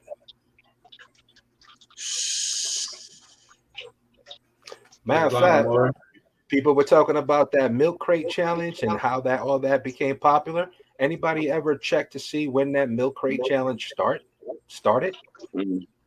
If you Google it, that shit was first started in 2011. How come all of a sudden now it's catching heat?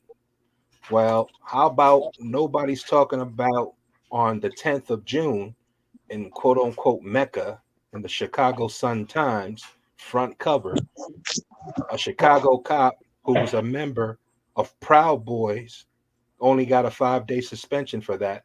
And if you look at the picture, which I did send to the Grand Sheik just now, you'll notice his polo shirt has an emblem, a logos, about 4 inches over his heart of a compass, a square, and the letter G in the middle. Catch it now? Yeah. Come on, man. But we want to talk about Bobo and the boy in tow. Whatever. Okay. The Mason in tow. Yeah. They want to talk about, Pedialyte and all this crap, but nobody wants to talk about what's affecting us right here, right now. Like, I don't know, France is already mandating you have a quote-unquote vax passport to go into a supermarket. That don't sound like a prophecy to someone stated about early 1900s? They doing that in New York too, so-called New York. They doing that there. But New York is a little bit different because they're saying you could go pick up your order and take it home, but if you want to sit in the restaurant, you're going to have to show. But in France, you can't get in the store to make a purchase, a grocery store, unless you got that piece of paper to go in. But New York took it another way too. If you think you slick because you got one of those blank ones and just going to fill it out so that when it happens, you ain't got to deal with it, you figured the way around the system, get caught with that. That you can now catch 7 years for falsified paperwork. Y'all don't see it? 7 years for a fake paper? No? Still don't get it? Oh, not 3 years, not 2 years, not 8 years, not 11 years, 7 years. I wonder. And the people of France ain't having it. I mean, latest was they were sitting down in the middle of the street where there's restaurants at the side, and they were freaking picnicking there outside of the restaurant. Because the restaurant was requiring passports to get in. So the people said, we'll bring our own food. Yeah, have a picnic in front of your business and not bring you a dime. Right? How's that? That's what the people's got to do. Don't get me started on Australia. Oh my gosh! Oh yeah, Australia. Let me hear about that. I haven't heard about that. Well, see, we're busy talking about Bobo the Clown, though. So which one's going to be? I want to talk about what's going on in the world. You want to talk about Bobo the Clown? I mean, this is one reason. It's funny, because when I went to Australia, as soon as I landed, I felt like the energy of that place. I'm like, yo, this place, I'm not feeling the energy here. And then when I walked into the airport, they pulled me and 2 Hindustanis aside to check our bags. The only 3 people, they pulled us aside. Me and 2 Hindustanis to check our bags. And from that point on, I'm like, yeah, this place, I felt it from the time we landed. And then this, I'm like, yeah, nah, they could keep this place. And so all this stuff that I'm hearing, that I'm seeing is happening with them, it does not surprise me at all. At all. Australia, that's Rockefeller headquarters. Well, Rupert Murdoch, Rockefeller's financial assistant advisor. That's the hub, Australia, right there. I mean, like Cairns. I went to Cairns. Cairns, the energy in Cairns was pretty good. Well, it was better than, but Sydney. When I landed there, I was like, oh, the energy here is kind of strange. Alice Springs was even worse. But I mean, the interesting thing is I met this beautiful Kenyan woman out in Alice Springs, but the energy of Alice Springs, oh my goodness. Yo, yeah, they could keep there, man. I don't have to go back. That's one place I don't have to go back. Just energetically. Like the average person and stuff on the street was cool, you know what I mean? But the energy of the place, you could tell it's a heavy, like oppressive energy that's been there for a long time. That's how got there. From the day that the ships of the convicts got off and started doing the Colonial Act till today. I mean, they still have Maoris who are part of their quote unquote governmental system, and they catch heat because they show up in partial cultural attire and get told, nah, you can't wear that here. What you mean? Y'all on my land. Yo, it's crazy, man. Like when I was at Alice Springs, you see the Aborigines, like there's like it seemed like a community center or something. And they're very family oriented, so they're always together, right? And they'll be just sitting down underneath this big tree, like a whole bunch of them just sitting there. And you could feel that they're just depressed, like constantly depressed. And yeah, and they're just, their spirit is run down and stuff, and they're drinking all the time, and you could just see that they're just, yo, it was just depressing to see that, man. It was just really, really rough to see that. You know, you just see them and you're like, yo, they're just defeated. They're just, and all they want is their land back. That's all they want. Like I spoke to one when I was at Sydney. I spoke to one. He was working at it's like a small little like restaurant, or not even restaurant, like a bistro with a pool table in there. And I was talking with him. And I remember asking him, like, do y'all deal with ancestral, like worship and ancestral, like calling on ancestors? And they're like, nope. Once they're dead, they're dead. We don't deal with that. But he was just saying, man, we just want our land back. That's it. You know, so that they're like very, very peaceful. They're not really like a warring tribe, like say the Maori type of people, right? And so that's why, like, they just want their land back. And I remember when I went to the museum at New Zealand, yo, when colonizers come, they change the ecosystem. Yeah. Like, it's crazy. Like, I was reading that and they said, like, people from England, like, when they came with their ships, they brought their birds, they brought trees from England, they brought plants and all that stuff, and they planted it there, and it changed up the entire ecosystem and matched it up.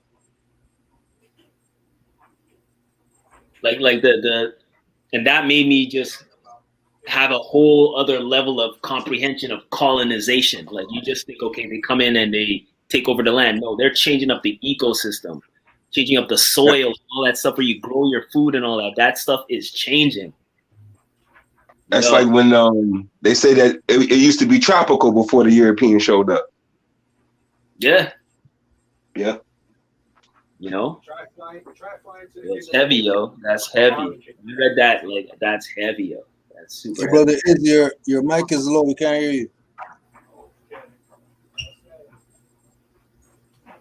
Brother, is he there? No, we're not hearing you. Can you hear me better now? Yeah. I was saying, try flying out to the Kingdom of Hawaii with an orange in your bag. See what happens when you get to the airport. Your new nickname would be Osama bin Orange. You can't bring pulp fruit to the kingdom. The reason being there are microbes in that fruit that can destroy the ecology there. So they protect the environment by not allowing certain things to be brought, even though you hand carry that orange with you from the flight. Now, what interesting that you say that, brother, is because this is one reason whenever like my baba or myself are traveling anywhere, we never, ever, ever have connecting flights through the US. Ever. Right. Because they pull your stuff off, even though you're in transit. So you're not even stopping there. They pull your bags off and they check your bags. And so when Baba flies from Alubaera back to like, say, Montreal or something, if he stops through the US and he has all these mangoes and fruits and all that stuff that we could bring to Canaanland, and he stops in the US, they take it all off and they dump it. Yep. So he says, you know what, I'll pay the extra 200 notes or whatever it is, not to go through. Direct only. Direct only. Freaking ridiculous. Me too. That's genocide. Yo, if I'm traveling out here. If you want to find out more information about that, look up something called banana republics. The term. It's not a type of government, but the term. That all comes from United Fruit. United Fruit today, you know them as your Del Montes, your Doles. Okay. Okay. So what they did was the fruit was localized in a South American countries, quote unquote countries. The European sets up their company there and makes it illegal for anyone to sell the fruits that grow naturally to anyone monopolize else. and then monopolize it. Yep. And they put in their own shield as the quote unquote CEO president who backs that whole theory. That's where the term banana republic comes from. So even though it's of the people, because it's a republic, it's a colored republic because it's really ran by foreign interests. See how that go? Yeah, that's bugged out. That's completely bugged out. And because Brother Sheldon mentioned that certain Aboriginals, specifically at the Australian landmass, were seen peaceful and quiet, it reminds me of a story about diving pigeons. Pigeons used to be aviarists, a hobby of Moors, not for necessarily for pigeons, but more for the birds of prey, hawks, falcons, eagles. But they also use pigeons for communications. You had two classes of pigeons innately from the specific genus of that messenger pigeon that were known as dive bomb pigeons. You could not breed two low-flying divers together because the offspring that would be produced would dive, but they would never pull up. So they wind up hitting and killing themselves.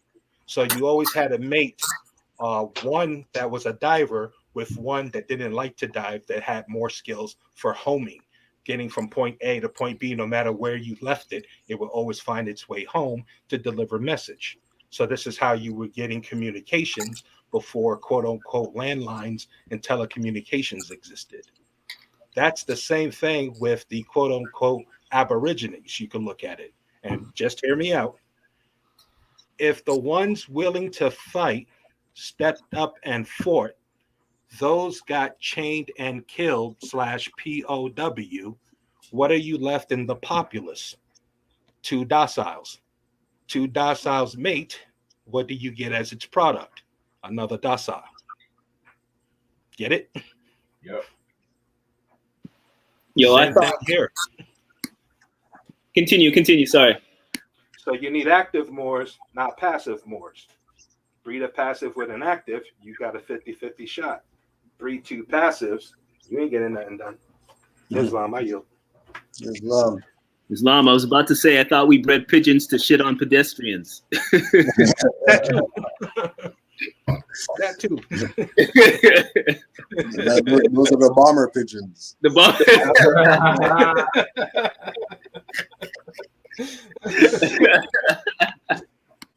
Yeah, it's crazy, man, how more science touches everything. Yeah. You know, when you start to seeing the linkages and seeing those correlations for yourself out of reading annals, it just becomes mind-boggling. You're just like, yo, we literally did everything. Everything. Nothing beats it. Nothing. We had our hands in, we have a 50 octopuses. Yep. You know what I mean? Mm-hmm. Hands were in everything. There's nothing we didn't touch. It's crazy is that it's more like it's not that we put our hands in something that was there. It's that everything we did became something. Mm. Yeah. So that's another way to look at it, because people trying to get put the cart before the horse and go, oh, Moors are just trying to lay claim and take over everything from medicine, science, and this, and architecture, and music, and great literature, and being a spokesman. And it's no, man. Because of what we did, because of our energy and how we did it so well, because it was coming from within, the people who observed it gave it label, and it became something that people kept on trying to follow and imitate. That's the real. That's why we did everything, is everything that we did became something. Whether it's an ology, I don't care if you want to call it cosmology, astrology, biology. We got into studies of something and it became a science because our methodic, almost OCD practices in ensuring that we knew what we were dealing with. Right. That simple. Yep. You know, I know I told Brother Sheldon a while back I said a line of a notch of truth. How many people bothered to go on, say, the interwebs and see Colospony masonry, where you can see the actual notches in these 24, 36-ton blocks that are perfectly shaped with one little tooth and one point, so that it interlocks with all the other, like a big puzzle. Yeah. You know? But then you look at it and they talk, oh, the Great Pyramids in Egypt, and there's just, the spacing was so much of a craftsman, you can't even fit a piece of paper like a fiat note or a credit card in between the stones. Yeah, you dumbass, you have to do it like that. It has to be to that tolerance. If you was using that as a retaining wall for water, right? Because if you have one crack, the water pours right through. Right. Get it now? And tell me, if you in the desert, what makes you a rich man? 1,000 camels or 1 million gallons of water? Get it? Yep. People are going to follow who has the life-giving substances, specifically water. So if you look at the construction in Spain, they love showing, forgot what movie it was, but they love showing the basement of the Alhambra, where you see all those columns, and at the top is the archways, and it's painted in the Moorish colors, the orangey or reddish color, and the white, almost like a peppermint stripe, right? The part they don't tell you when you see those escalators going down there is before they put in those escalators, you know what that space was used for? It was underground water storage. Those were the cisterns. Cistern. Look it up. That's what you call today, what you do now. If you have a septic system, that tank that's in the ground, it's called a cistern. It's an underground vessel to carry water, liquid, whether it's gray water, black water, or potable water, water that you drink. If you're in a hot, dry area where you have a lot of sun surrounded by salt water, you can't drink salt water. That'll kill you faster. So the rich man, the person, the wealthiest person, is whoever had the most of life-giving nourishment, life-giving water. Period. You want to grow vegetation, you better have water to feed the plant. Else, you're just going to be wasting your time. Yep. But people still don't see it? Okay. We still want to go back to Bobo and the circus.